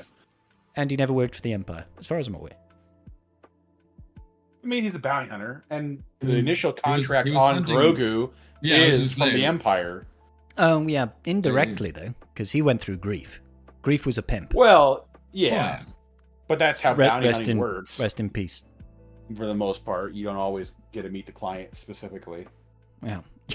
Carth with his business head on. Yeah, I mean, as a third-party contractor. You'd want they outsourced that business. Anonymity, right? Because you wouldn't want to be, like, dealing with somebody personally on a high-risk thing and then just killing you. Yeah. Like, I would understand it. Anyways, side note. You see, you get a little bit of everything here with the Tribe Talks. You learn how business works. So, speaking of Mandalorians, yeah, that is something that we haven't talked about from the road ahead, is the new bonus zone in TB, which will be Mandalore. Oh, I got all excited for a minute there, Carth. I thought you were going to say, our boy Scribble finally caught up with the rest of Tribe Talks and unlocked Bo-Katan Mandalore. But no, you didn't want to do that. No. You're just like, no, we don't give a crap about that. You That's old news. Sit there. That's old news, bro. That's like 2 weeks old. Yeah. Come on. You got it on the third time. That's like barely worth mentioning. My heart. You break my heart. It's like, Scribe, you suck. You need to learn how to wail better. If you looked at how long it would typically take it to be out released 3 times, then yeah, that would be more pertinent. Yeah. But 3 this months after release, yeah, that's not even. It's 2 months, because it came out like December 18th, and then I got it in February, like the 6th. It's like 2 months. It came out 3 times. It's crazy. Yeah, and I guarantee you, it'll be back in March. No, I think it's coming out next week. I think it's coming back next week. They'll be like, "Hey guys, do you remember Bo-Katan? Get her." less than 2 weeks later. The timeline is going to get shorter each and every time until it just becomes daily. It was Bo-Katan. It was a month in between the first and the second, and then it was 3 weeks between the second and the third. Yeah. So next week sounds about right. Next week sounds about right. We get it on Friday, and they're like, "Hey guys, 5v5 is coming back in a week. Make sure you get Bo-Katan. She's got this amazing Datacron." When she started. Remember Bo-Katan? So yeah. Do you remember that legendary Ginger unit that you all want so much? She's back, baby. As chat is rightfully pointing out, and still, no Jedi Cal. No, he is the red-headed stepchild of the legendary family. They don't like him. They don't talk about him. They don't want him back. Again, I'll point out that we are just closing in right now on the 4-month window. Yeah. Of the release cycle. So for me, we're still within the normal cadence. So we start pulling into March without seeing them, then I'll start throwing arms. Yeah, until then, there's no real cadence anymore. They just do what they want. Like it's like it might be 100 days, might be 2 weeks. Yeah, it's somewhere between then and there. All right. It could be somewhere between 3 months, 6 months, 30 days, 21 days, or anywhere in between. Yeah, or anywhere in between. I don't know why you guys are having a hard time understanding this, but that's the cadence. Yeah, if we need them for something, we think it's better to make you wail right before you need them. So, though speaking back to Mandalore. Yeah. And everybody in chat, give me a round of applause for unlocking Bo-Katan Mandalore. Thank you all very much, because these 2 schmucks couldn't care less. God damn it. They're like, old news, man. Right. Old news. All right. You're right. How dare you be so right? Anyways. So Mandalore. What's the speculation with that planet? Do you think they'll give us a new character with it, or they're going to hold that off for something else? Because we've been over a year since Riva. Yep. And at some point, where do we move on to the next TV character? I would very, very much like it to be a new character, and I don't think it's going to happen. Like, I would so like them to release a new character through the Mandalore planet, and something that's really amazing, but I don't think it's going to happen. I think it's just going to be along the same sort of cadence as same sort of expectation as Zepho, where you might get a star for 3-star in the planet, and you'll get like Kyrotech for 1-star, 2-star, and there's going to be an SM that'll give you get 3. That's all I think they're going to do with it, which is disappointing, but I would so like a character with character shards just to make it interesting. I agree. I really hope to do something over. Like, we had Riva, obviously, your third sister, coming from the planet, but that's been a very long time. And I don't want to say everyone has Riva by this point, but most people have Riva. You know, a lot of guilds are just saying it's whatever for the mission at this point. It'd be nice if there was some new thing to work towards.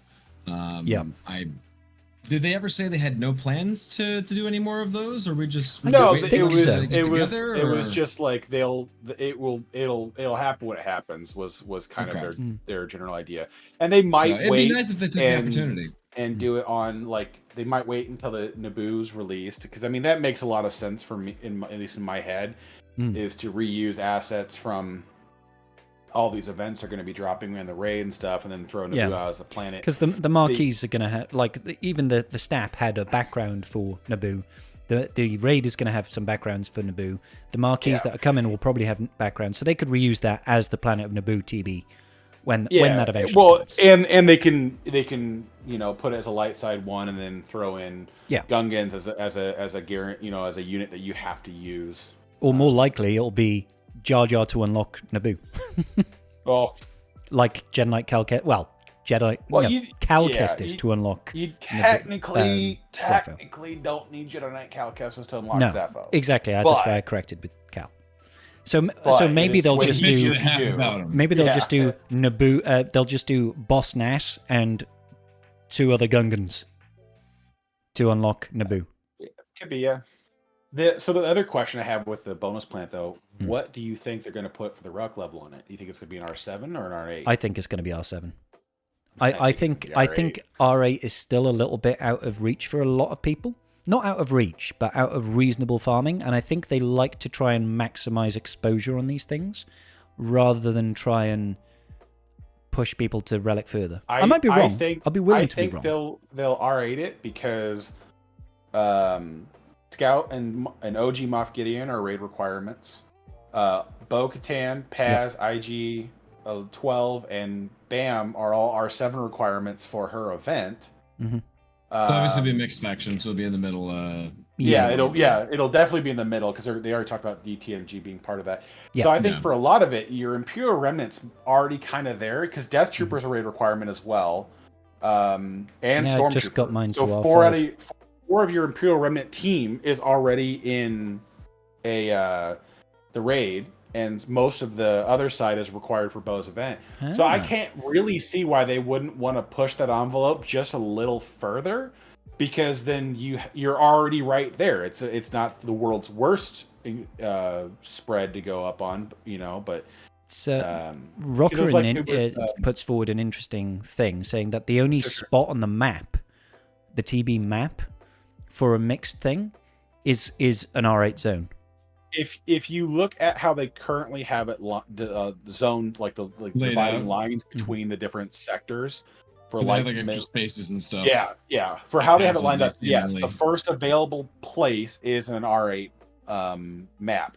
It doesn't necessarily mean that they couldn't add it into the light or dark side areas and then redraw their. They can redraw the map. I mean, they own the stuff. But 100%. That's why adds credence to R8. So you're probably right. That's why I was thinking R8 as well, for that same reason, is that it's the first open zone in the middle path is an R8 location. Yeah. But I mean, for me, it's just like you're so close to so many of them where I just can't really see why they wouldn't just go little further. I get it. I just think it's because of accessibility. That's the only reason. Like, unless R8ing entire teams I know it's a lot easier for people like us that are 11 million plus, or Carth being 13 million plus. Wolfie, I think you're closing on 12. I just crossed 12 million. Yes, dude. I just crossed it. So it's catching up with my alt account. Like weird. For us, the idea of having 3 or 4 full R8 teams is, it's a lot easier to swallow, but we are definitely in the minority with accounts of this size. Oh yeah. Well, it's the thing is, like, the only way I could see it being R8 and it not causing too many to ruffle too many feathers is if there's no character on that planet.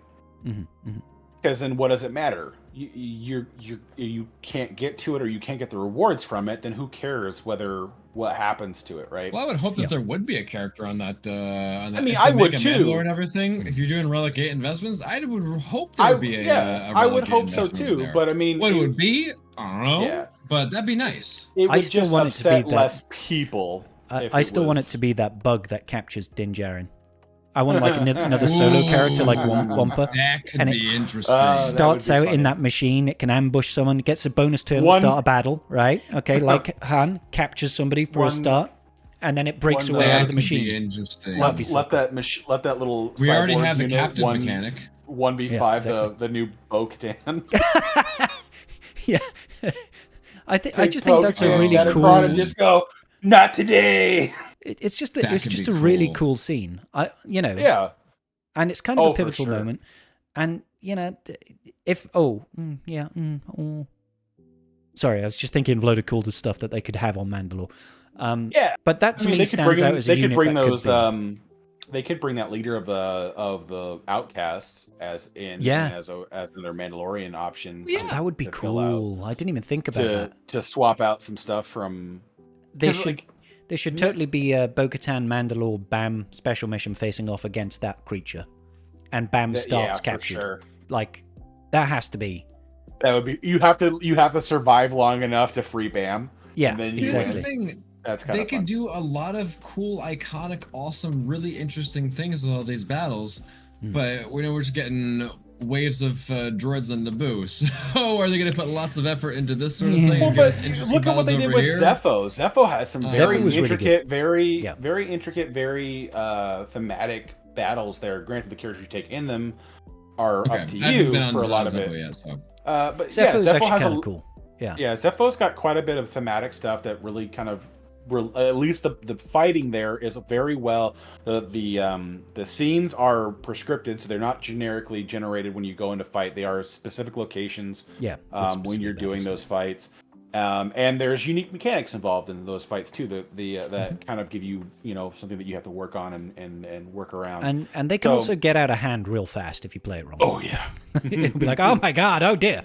The damage output on those teams is huge. The Cal mission is wildly just like, oh my god, if I lose control, I lose everybody. Yeah. I've done the unlock mission, obviously. I have Jedi Cal, but we don't have enough Jedi Cals in our guild to do the Zepho planet. So I've yet to actually do that one. So if they actually do that again, I would be very happy with them using those assets again, and they'll probably reuse some of the stuff from the Bo-Katan event as well. You're right though, Carf. Like it would be kind of cool if it isn't that weird cyborg alien creature thing that you could unlock. It would be kind of cool to get some of those outcast Mandalorians as additional Mandalorian units. That would be the cool.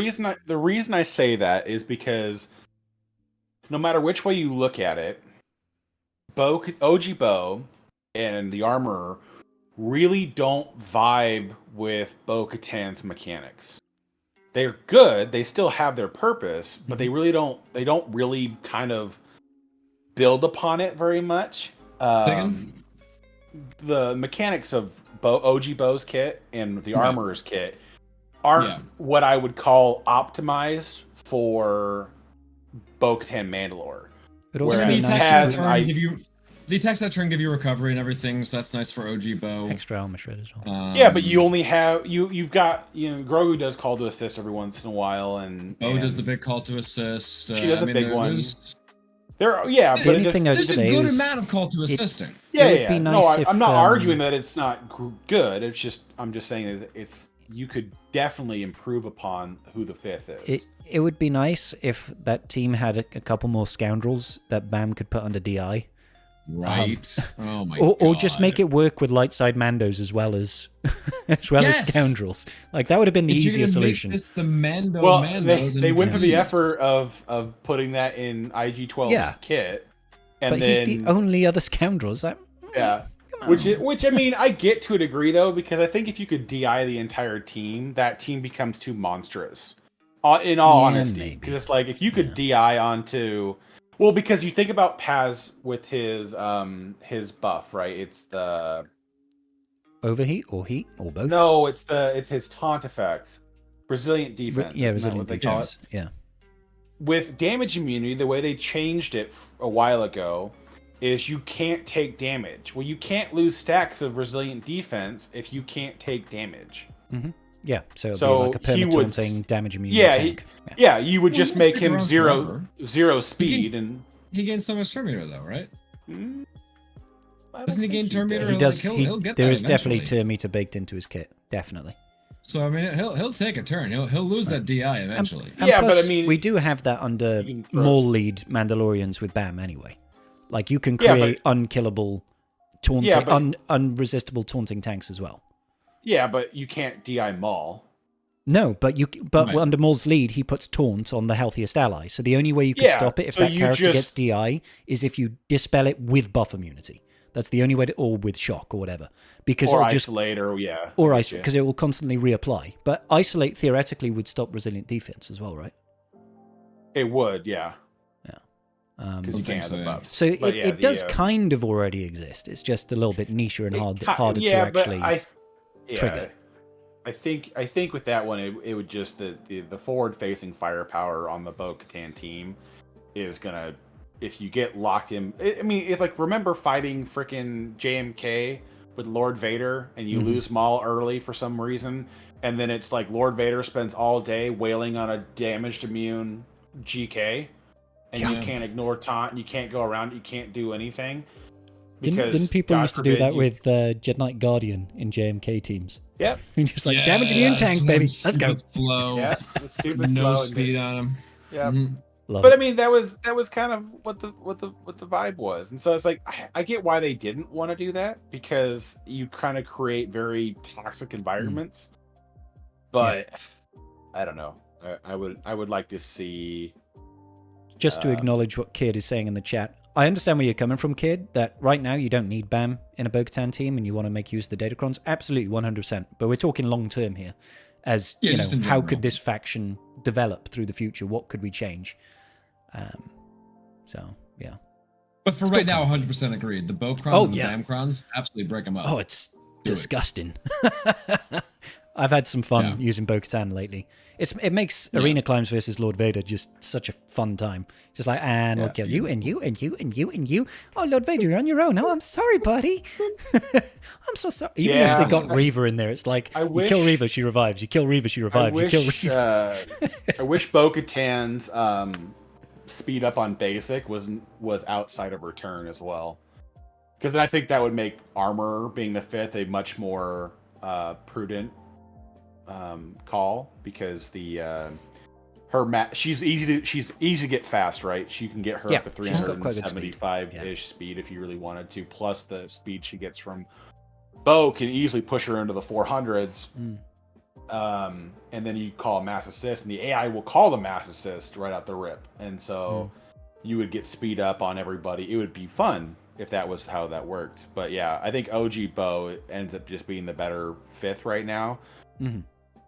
Because the 100% protection increase, and then the heals when attacking a turn, the AoE mass dispel, and Daze. Daze is never a bad debuff if she can land it. Yeah, if she can land it. Yeah. But the armor, like the Beskar armor is a nice mechanic to have on Paz, because him attacking, like counter-attacking all the time, is amazing. Yeah, and the recovery there is really good. And the additional armor shreds are good for her. And there's a lot of good things, but it's just like, Axe Wolves. That's what he's talking about. Yeah, we could maybe get an Axe interesting Wolves. one. Yeah, he had a pretty badass moment. Is it really worthy of being a legendary? You know, no, Axe Wolves, no. he had that badass moment and everything. No, legendary. All that stuff. Not legendary. Being the unlock character. You know, Reva sort of makes sense. Yeah. She is one of the main characters of the Kenobi show. She's the main character of the Kenobi show. Thing. I'll be honest with you. If that were to be anything that would motivate me to guild hop, would be if they put a character on Mandalore. And hey, I know a pretty good guild, Cuff. Yeah, I'm with you, but I'm just saying, like that would be like the one thing that would, if like I couldn't start getting like 30 to 40 shards out the rip on that. But that's what made me move the first time when Cam came into the game. Yeah, because otherwise I didn't really care what was going on. Like I didn't really care that we weren't doing light side Geo until Cam was there, and I'm like, oh, but I want Cam so bad. It's new and shiny, and I want it. In my very first guild. Well, not my very first. My very first actual guild, because the first guild I joined was Guild of my brother, and there was like 5 of us. Yeah. But my first actual guild, I mean, it's like the only person who could complete the Cam mission, because they were the only person that had the requirements done, was me. Yeah. And I was not going to wait for 330 TBs to unlock Cam. Cam. Come on, CG. Why can't I just wail on Cam? Come on. Well, I mean, 2 years later, that was a thing, right? Yeah. We finally got packs for Cam and stuff like that, and I could do that. But I mean, by that time, I'd already moved guilds and unlocked Cam. Yeah. So it's interesting.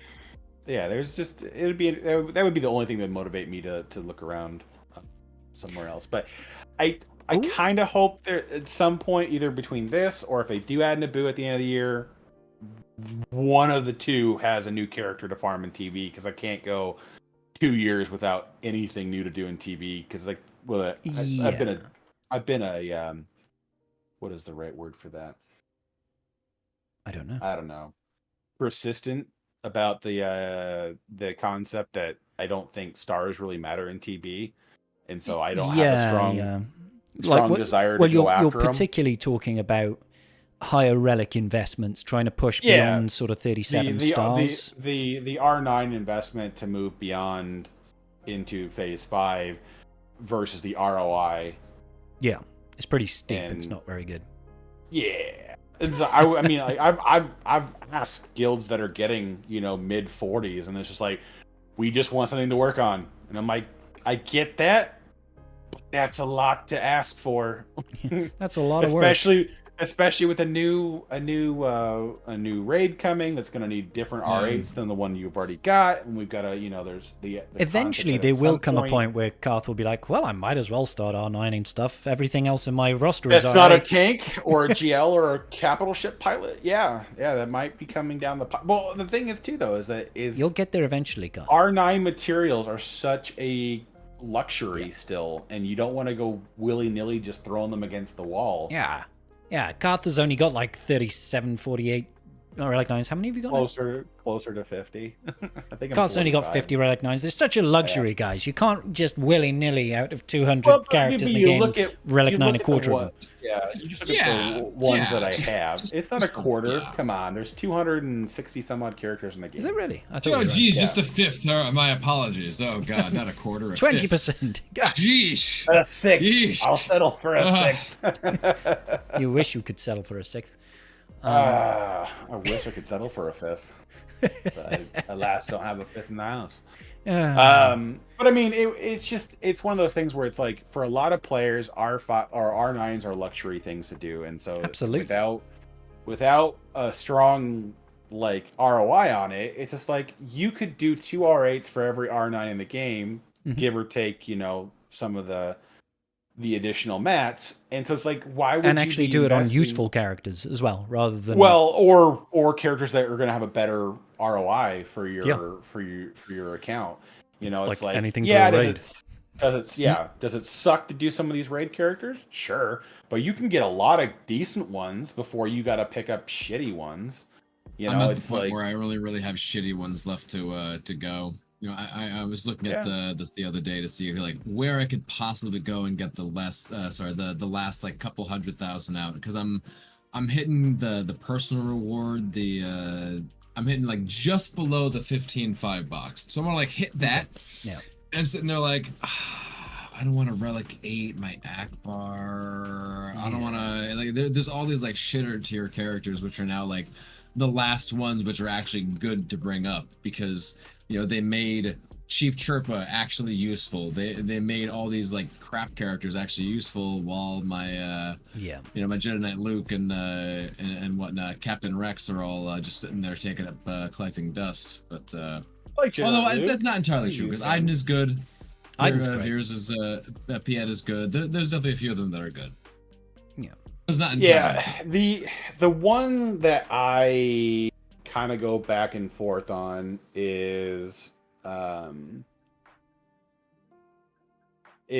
like, I like to run the Imperial Trooper combination with a Rebel or something like that, so outrunning 2 Imperial Troopers. Of course, yeah.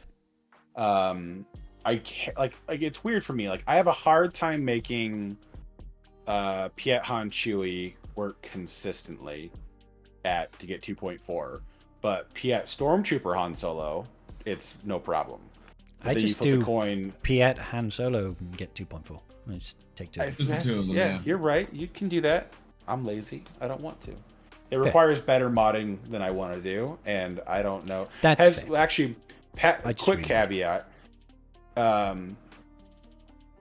Is Hot Utils published your modding for that run? No. I haven't requested it. I haven't requested it for the Han Piet one. It's the only one that they've published is my Leia Speeder Bike Raid one. So, oh, okay. Yeah, because that's the only one I've requested to do for. So. Oh, okay. because I know it requires specific modding for that. That's a little bit more fine tuned than I put into it, which is fine. Yeah. Yeah, I mean, it's only for that last like 200k. It's quite easy to hit 2.2, just standard. Yeah. It's the 2.4 is where it starts getting a little bit more RNG and a little bit better. It goes a little bit better when you've got specific modding on. But. Yeah, and so I mean, for a lot of it, you can get through. I mean, I'm way past where I need to. With the announcement of the new raid, I'm just like, done. Done. I'm okay with the raid. I could do because I can do I think 5 of my runs comfortably at R8, and then the last 3 are R7, just because I like the team comps, not because I necessarily need to do it. Yeah. And so I was thinking I could do 2 more, and then I would have 7 runs at R8, and then the last run would just be what it is. But with the announcement, I'm just like, either I try this with like dropping the R7s out of the squad and take the R8s in, or I just say screw it and do those runs at R7 and take the points. Yeah, I just don't care enough, man. Like. I'm already like slapping like 18 million. Like the only thing I could do is push it to. There's only one last box, isn't there? Like 19 point something, and yeah, is it worth it for an extra 100 Mark III? I mean, and our guild's never gonna. Well, my guild is never gonna get to the that box of beyond 665. So it's like 13 million is all I need to do. So it's like It's a big ask with the new raid on the horizon. I still think it's worthwhile to push to that 665 box for our guild in particular, because there's no way to know when the raids are gonna switch over, and so I mean you're still looking at the outside chance of 5-ish months of raid rewards on this current raid. Exactly. And that's still a fairly decent ROI if you don't have to go too hard in the paint on the characters that you need to upgrade. So I mean, moving some things to R7. Giving a shit about remodding, it's like I keep telling so many people, mate. If you're gonna incline to spend at all in this game, hot utils is the way to go, man. Like the ability to just reload your entire roster worth of mods in 60 seconds. It's definitely hot utils. It's without a question. It is worth the $10. Because you need the chili level, patron level, I believe. There are some ways to lower that. I know if you have like large somebody in your guild who's willing to do like the habanero, you get the entire guild access through that tier, and you can get gifted a partial subscription. So if you pay for the $5, then you can do a referral thing that allows you to get the $10 access. Through different things. I know that they have got that out there in the wild as well, but and if you care about GAC at all, the second best thing to whale on is GAC Insights. GG. Oh, yeah. That's a second bit. isn't that also $10 a month? Yeah, and honestly, Carth, it's so cursed, bro. It's so cursed. Because I did it because I was just curious, and now I'm like, well, now I'm stuck paying for this forever because I can't live without it. Yeah, you like it's too damn good. that was what we were talking about like a couple months ago. Is you're like, oh well, this AdRad team should work versus these Tuskens. It has like an 80% win rate. Yeah, and I'm like, yeah, until you blow out the data of the non-Omicron Tusken Raider. Yeah, and then it's like 30% win rate. You're like, oh. That explains why I don't win very often. Like what Insight allows you to filter by is absolutely insane. I mean, that's a really good example of how you upsell a product, right? Because the base offering of Swigger.gg with its insight into GAC history and stuff is very useful. And they're deliberately withholding the really juicy stuff for a premium, which is absolutely fine in my opinion. They've done a hell of a lot of work building that website. The .gg gives you a very good generic overview of what should work. Yeah. And then when you want to get into the specifics, because I mean, like, let's be honest, the players that need to know about, the specific Datacron or Omicron impact to a counter's still working or not is going to be more or less Upper Kyber 2 and into Kyber 1.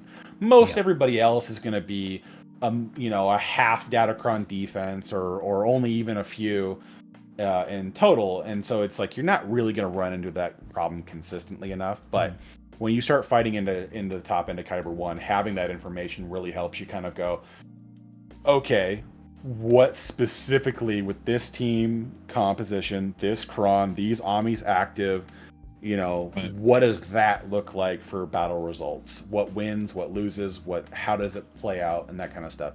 Very helpful information to have. And yeah, good that you bit that bullet. Yeah. I mean, like I said, it's totally cursed because now I can never feel like I can get rid of it. But there we go. You're gonna need it. If you be the GAC Whisperer. If you're watching on Twitch, please consider subscribing to fuel my addiction to Swigger Insights. And if you're on YouTube, please consider becoming a member to fuel my addiction for Swigger Insights, because that's just going to burn a hole in my pocket every single month. Yeah. So let my subscription to my content be the bullet hole in yours. Exactly. Remember, those on Prime. You get a monthly free sub on Twitch, just saying. Those of you listening to this podcast at home, thanks. There's no real subscription thing for the podcast. We're not trying to monetize this podcast. This is just three gentlemen sitting down, having a very reasoned discussion about high society stuff like Star Wars Galaxy of Heroes. Yeah, right. Rather, old bean. Wizard Prang. Righto. Yeah, it's good stuff. Have we cycled through this whole road ahead yet? I think we started talking about the Mandalorian planet, and then we got super duper sidetracked. Well, there's not a ton to talk about besides just like the idea of what could be there, which is what we're stuck with, right? Like they're like, all they've really told us is that there will be zones that require both Tam Mandalore, Dark Trooper Moff Gideon, and Sabine Wren. Yeah, which means I'm gonna have to relegate my Sabine. Hey, but you've already got her like R5, don't you? I do, and all of my other Phoenix are at least Relic 9 or Relic 8, I guess. No, you don't. We don't count Ezra up yet. We don't count Ezra. He's Relic 3. Because of that, Ezra is not Phoenix. He's a Jedi, and a crappy one at that. Exactly. He's a really good Jedi. Who would have thought? Like, go back to when Phoenix first came out. We were looking at him and be like, yeah, Ezra, he's the worst of the Phoenix. I'm not going to gear him up. Right. Who would have thought that Zeb would beat out Ezra in a Phoenix lineup? Actually, I love Zeb in the Phoenix. All right. Oh, I love Zeb in the Phoenix lineup. It's just depending on what you're fighting, Kanan is a really good tank as well. But Zeb's ability to basically just stun lock whoever the crap you're targeting is so much fun, and he hits like a truck at high relics. Oh yeah, his first special. If you get that, if you got the Zeta on there and you're hitting it, he needs what is it? He needs to have buffs, or the enemy needs to have debuffs. It's some combination of that does different things, right? There are two different clauses on that with his kit, which one does like 25% of their max health damage to them on top, and one does like 50% extra crit damage or something. But it can really hurt. It can really. Well, I mean, I've watched it hit for like 180k, so it's like just one-shotting some character. You're like, oh, that was nice. That was really cool. You know, with Captain Rex and all the mass assists, the basics doing dazes into stuns, it's a nice amount of control, and the survivability he offers the entire Phoenix team is good. Whereas Ezra just does some damage and adds TM to the team. If the target has no debuffs, this attack can't be resisted, deals double damage, and deals bonus damage equal to 20% of the enemy's max health. So double damage and 20% additional max health damage? That's pretty huge. If the target has any buffs, ignore their armor. Ooh. If the target has any debuffs, this attack has 50% critical damage and can't be evaded. It's pretty nice. That's awesome. Yeah, so it's like if they have no debuffs, you still wail on them really hard. If they have buffs and debuffs, you really wail on them. Yeah, you want them to have buffs and debuffs for the maximum. Well, I mean, with Captain Rex, you're gonna have it because his basic puts days. If they're dazed, then they become staggered. If they're dazed, they become stunned. Yeah. Sorry, staggered is one of the other effects he can trigger the stun off of. Yeah. Nice. Yeah, and this tech deals 30% more damage to debuffed enemies. So, like Zeb is such a fun character for that team. I really wish I could use him more. And you know, he's a tank, so he's got to be Relic 9, right? I mean, not a taunting tank. Just like Chopper is a support character that taunts and isn't a tank. It makes total sense. Makes sense. Yeah. The math checks out. Yeah, it's Phoenix Squad. That math is definitely mathing.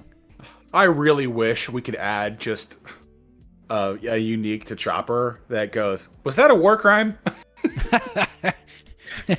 Yes. Because that's what he does. Majority of rebels is like committing war crimes. If you have to ask, you've already gone too far. Yeah. Oh my god. Yeah, I love most of like Star Wars Clone Wars for that reason. It's like most of what Anakin does throughout the series is very close to war crimes, if not over the line. Nice.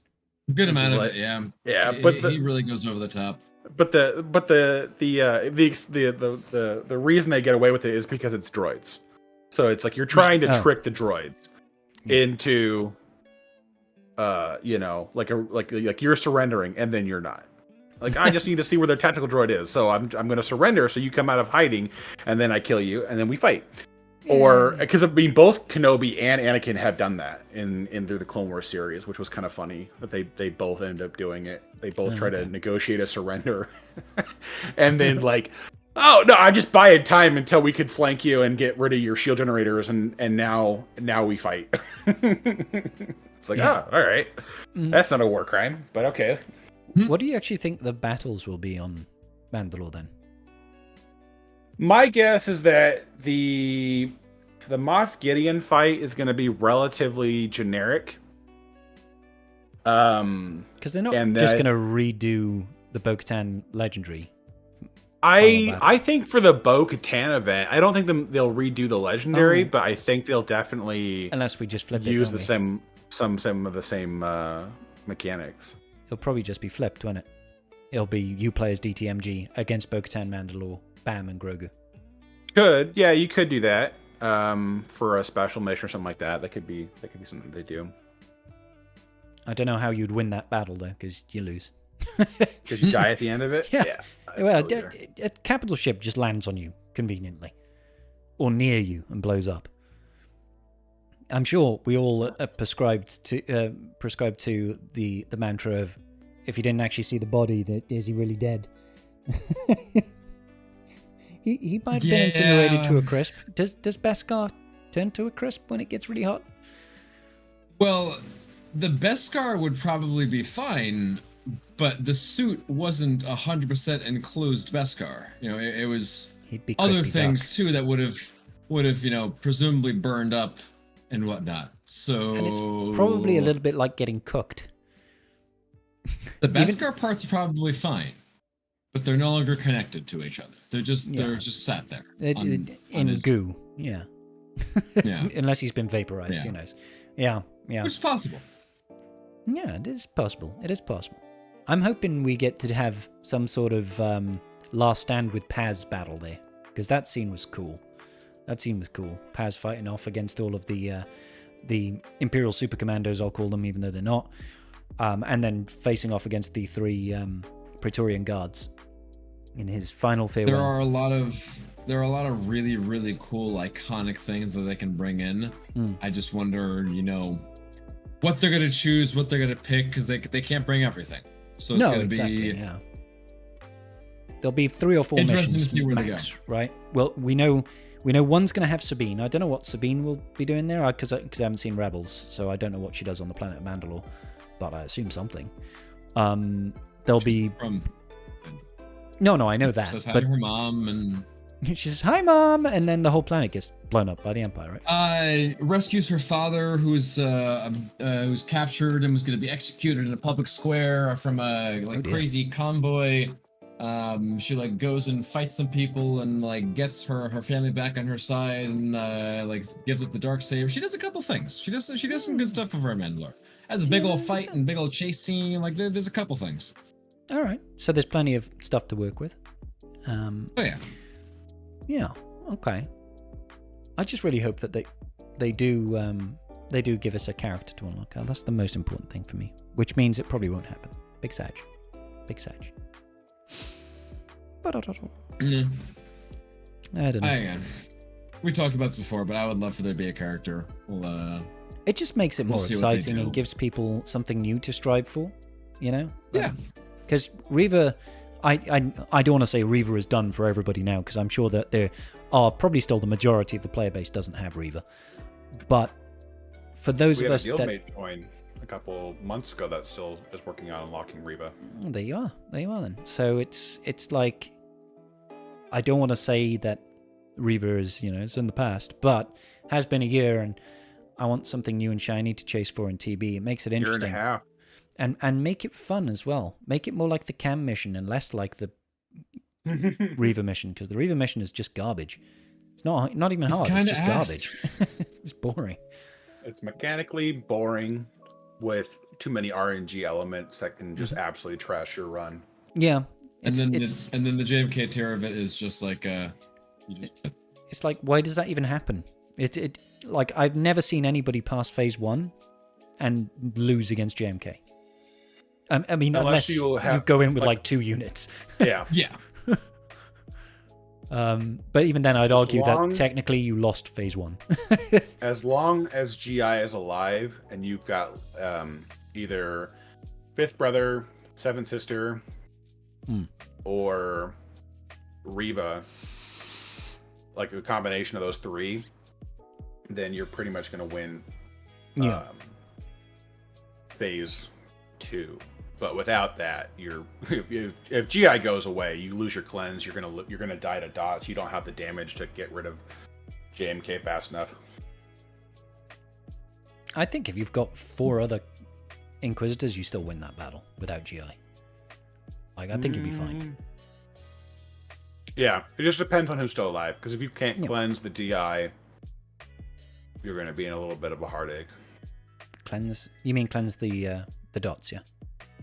No, JMK is DI. Dispel the damage. Which Fifth Brother does that. In the TB mission, it can be dispelled. Oh, okay. But Fifth Brother does the dispelling.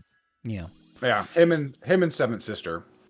Yeah. So I think generally speaking, if you're only missing GI, you should still be okay. If you're missing 2 or 3 characters, then you're gonna have a hard time. But it's I don't know. I just preferred the difficulty of the Cam mission more, because it was like it was just a learning curve. The Cam mission, sure, it could have certain bad RNG that was you couldn't recover from, but for the most part, you can pretty much course correct a wonky Cam run with good modding and proper approach.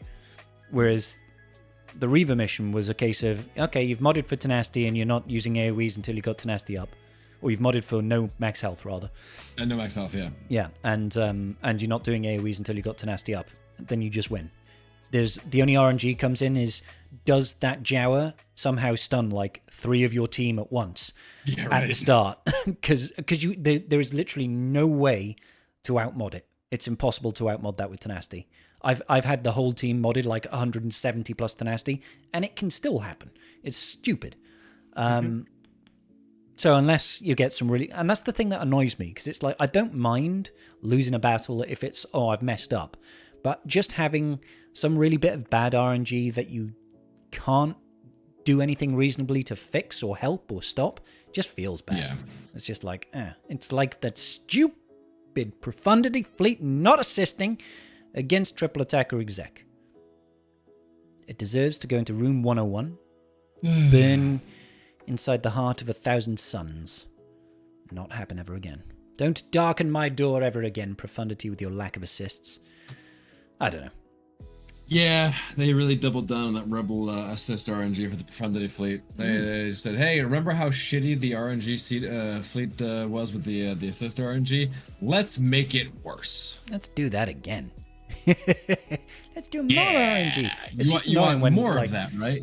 Most of the time, it's absolutely fine. Like 95% of the time, it's absolutely fine. But it only takes that 5% to really annoy you. Yes. It's like, meh. Yeah. And when it happens twice in a row, and you're like, okay, guys. Yep. Yep. Been there. Very angry. Blood levels, blood pressure rising. Ugh. I don't know. Anything else you guys want to touch on, or should we wrap this up? Like a nice little parcel. Let's. Man, this road ahead. Oh, As wait. I said, we got a lot of stuff, and we are waiting for a lot of stuff. It just occurred to me, actually, that we actually have some... We've got Tribe Talks questions. Let's do that. Oh, shit. Let's do Tribe Talks questions. We have a number of them. Holy moly, jackamole. Alrighty, let me... Okay, so, number one. Since the Naboo raid doesn't seem like it'll have a featured GL, because it's got the Gungans, what do you think CG will introduce/revamp to encourage players to quickly invest in a new GL, or do you think they'll come out with additional content tied to the raid? This is from Hevorius. Who wants to take this? I can't imagine them launching the raid without everything for the raid being available at the time of launch. So I don't know what they'll do to incentivize it, but honestly, for a lot of players, you don't have to do a lot to incentivize a GL, because typically they are the most impactful. And the other thing that they will likely do with the new GL is tie an event to it like they did with the previous two. Yeah. Mm-hmm. And pray to God it's better than Leia's. Oh my God. The Leia one is such shit. It's so bad. If it showed up at least twice a month instead of once, then I could tolerate it a bit more. Yeah. But I'm just supposed to bend over and say, thank you very much for my one Omicron. Yeah, and my useless relic mats. And like, you know, some shard chop currency from those Ewoks. It's like, cheers. Mm-hmm. It's so disappointing. Yeah. How about you, Wolfie? What do you think? Do you think... Yeah. Sorry, go ahead. No, I mean, pretty much, Carth echoed a lot of what I was going to say for that. So. Yeah. Okay, so second question from Hevorius. He did a 2 for there. With the next raid announced and the roadmap for the first half of the year seemingly set, that would seem to push any other major news or big releases into the second half of the year. Do you think we will get a fleet meta shifting release and a GL release, or maybe just one? I mean, we did kind of cover this during the show today. Yeah, we talked about a lot of this. And if they don't end up, it's be very tight. Don't end up moving to a new journey guide ship, my guess is that they'll spend this year building out the Galactic Republic fleet and getting a clean split between Mace's fleet and the Negotiator fleet. Mm-hmm. Mm-hmm. But we still have room for that. But I would say that the shifting the meta and fleet every year is probably a very lucrative thing for them, so they're probably still going to try to push it. Yeah, a lot of people spend that 25,000 odd crystals refreshing the fleet event to get a 7-star capital ship right out the rip. And usually, if the Leviathan is anything to go by, it's going to be a couple of R9s, it'll have some R8s. It's an expensive business, expensive investments. So I expect to see a GL ship. All right, thank you, Hevorius. So Bomber coming up with a question now. Do we think that the next GL is going to be a separatist? We get a legendary light side with Jar Jar and a light side conquest unit with Amidala. So do you think a dark side GL makes sense? Separatists are featured in the new raid, so it only makes sense to be a separatist GL. What do you guys think? What are your thoughts? I mean, that's almost a point against it being a separatist GL. You know, if separatists are featured in the next raid and they're not, you're going to have the GL ready for the time the next raid is out. Then I would even go so far as to say that even if the next GL is a separatist, it won't be in the raid. because of the Gungans will be there instead. That will be the feature. Well, they've made it very clear that they don't like introducing stuff after the raid's launched. They said that very clear with the Krayt Dragon raid that they didn't want the new Mandalorians being added to the old Krayt Dragon raid. Mm-hmm. Mm-hmm. Yep. So they made that cutoff and made the explicit list because they didn't want to get any bigger, which is understandable. I mean, we're on track for the next one to be a dark side GL. Yeah, it should be dark side, theoretically. Theoretically, we touched on this already. I don't see the growth in the Separatist faction to have a GL for them. Mm-hmm. That doesn't just gut the teams we already have in play. That wouldn't be the worst thing in the world. If they just gutted those teams and made them somewhat what's useful. The point of Bane if you're finally allowing Watt to go back to the Separatist team? Yeah, to finally go back to Slacker. Let's just say, what's the point of Bane? Bane kicks fucking ass. That's the point of Bane. So, no. But Bane's point was to alleviate the issue between what you did with Wat Tambor. Bane's point is to fuck shit up and rule the goddamn galaxy as the fucking Sith. Bro, I mean, come at me. You might be right. We haven't got to play him yet, so we'll find out. Yeah. Oh man. But I just don't see them stripping that. I don't think it's going to be like before we had the announcement. I would have said, yeah, most likely some sort of Separatist or Galactic Republic GL. Yeah. Now I don't think it will be. You know. Yeah. I mean, we've already got 2 Jedi GLs. We've got. You know, but one is GR. Yeah, focused. But that's what I'm saying is like it can have a tag, and that doesn't necessarily mean the synergy is not going to be very prescribed. So, like, you know, but I before the road ahead, I would have said yes. You know, prequel era GL, Phantom Menace era GL is likely. Now I don't think it will be. What it might be, I've no clue.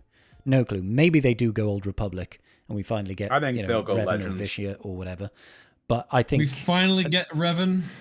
We haven't had a Revan in the game. Yeah, no Revans in the game yet. So we'll get. We need Revan. Yep, we need Revan. We need Revan. Yep. Yeah, it's gonna happen. So yeah, it's a no for me on Separatist GL. I don't think it's gonna happen. Oh, there we go. Okay, so thank you, Bomb, for the question. Running on to Master Luke 71. He loves the direction of the road ahead, and the content is looking great. To be honest, he hopes that there's going to be a fix to territory wars so that it can be more friendly to folks instead of logging in 1 to 2 times in a 24-hour period. 1 to 2 times? Do you mean like 4 to 5 to 6 to 7 to 8 times in a 24-hour period? You mean 24 times? Yeah. You should be every 5 minutes? Every hour. Yeah. Every hour. You're saying so it can be more friendly to folks logging in 1 to 2 times in a 24-hour period. Yeah. So people who are only logging in 1 to 2 times, it can be more friendly for them. Yeah. I would love it if they fix TW and they change things up. I think it takes more than just opening up the field. I know we've talked about this before in the past. I think the entire map should be available to attack immediately so that it avoids having to wait for people in different time zones to get involved. So you're just waiting on a front wall to fall. I think it should be an entire open map so you can attack any zone at any time. I feel like that takes away a little bit too much of the strategy away. Like if you want to put something in the front to pull a certain counter away so you can't use it in the back. So I mean, just as a strategy sort of thing, I don't know. That's tough. I think what they need to do is increase the zones and decrease the number of units required in each zone, because you can get quite far with, you know, half the guild being available. If there are a lot of teams to counter, like we had in our last TW, where there was 4 different teams every zone, and so 15 players cleared the 2 front walls within 6 hours of it opening up, and so that kind of stuff gives you more flexibility as to how many attacks you can get in an interval. But I think what they need to do is kind of expand territory wars up into like a war game strategy where it's like you go in and assault different locations to unlock different objectives, and so you can kind of change it to like, you defend this area in your guild, and then if you're able to beat that area on the opposing guild, then you unlock some sort of benefit or something else, and so the objectives change to taking down the amount of zones, accomplishes the objective, and not just straight up banners. But I don't know how you change it without just gutting the core system of how it works, because I think if you don't do that, it doesn't make a meaningful change in TW, because we can move the needles around here and there, but TW needs a solid, like, it needs a big overhaul, rework to make it worth the investment for the players. So until that changes, I don't know what they do to make TW. I do think that ultimately they need to have a way to make it more accessible to players to attack and make meaningful progress immediately. Because organizing guild activities to that extent is difficult, and it ruins the experience for a lot of people. So I'm hoping that they can come up with a solution. I don't know what the solution is, but hopefully something can be brought up, and I hope we do see it this year, because TW hasn't changed in far too long. So ever. And we don't just mean limit characters you can use. We don't just mean, okay, you can't use your Darth Bane. Ha ha ha. Good job using doing your conquest. We don't just mean limit characters. Like something more than just that. Again, I know it's easy to sit here and critique and say do better and have the answers, but So the final question is from Running Bald Man. Do we think TB phase time should be extended like light side and dark side Geo? It doesn't work. There's too many phases. They can't. Yeah. Too many phases, because there used to be 4, I think, was it, in light side, dark side Geo, and there are 6 now. So it just doesn't fit into the. Unless we had a TB that lasted longer than a week, and nobody wants that. It starts going into TW time and it's just. And honestly, I don't have a problem with a 24-hour period TB. Like, it's very different to TW, because TW you can literally lock out the majority of the progress if people are not getting in a timely manner.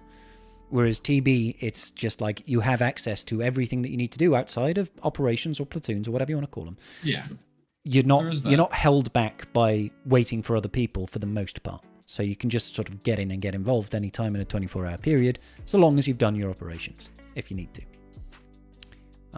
But that's all of our questions. Thank you, watchers at home. If you do have any questions for our wonderful Tribe Talks hosts, go into my Discord, slam your questions down inside of that Tribe Talks question channel, and we will attempt to maybe answer those questions with some degree of intelligence and consideration. No promises, because we're a bunch of dumbasses, really. Let's be honest. So, yeah, cool. Good business. All right. I think that'll call it on this lovely, lovely episode of Tribe Talks. Thank you, gentlemen, my wonderful co-hosts, Carthrick and Wolf. We'll pleasure as always. See you on Sunday when we're going to totally have our first Gungan marquee this week, because CG need to get a move on. It's not going to happen this week. So, yeah. Been 2 weeks the last one, so it's going to happen. It's going to happen. Peace out, gents. Big love. All right, let's find someone to raid. Thank you, chat at home. It's been wonderful, tribe talking with you, tribing with you. Essex can go and finally cook his steak at 10:30 in the evening. Need to get Essex a tablet or something so he can watch whilst cooking his food. There are 12 people live right now. Holy moly. I'll send some loving over to Calvin, because he's doing some gaction. Nice. 12 people, that's a lot. That's a lot of people. That's a lot of damage. All right. Lovely. Make sure you all send some wonderful, wonderful vibes over to Calvin Awesome. He's good people. And I'll see you all tomorrow for my Gak Attack phase. We're only facing off, competing, airtime with Arnold. So I'm sure it'll be absolutely fine. You'll all come and watch me. Good night, guys. Arnold who? Exactly.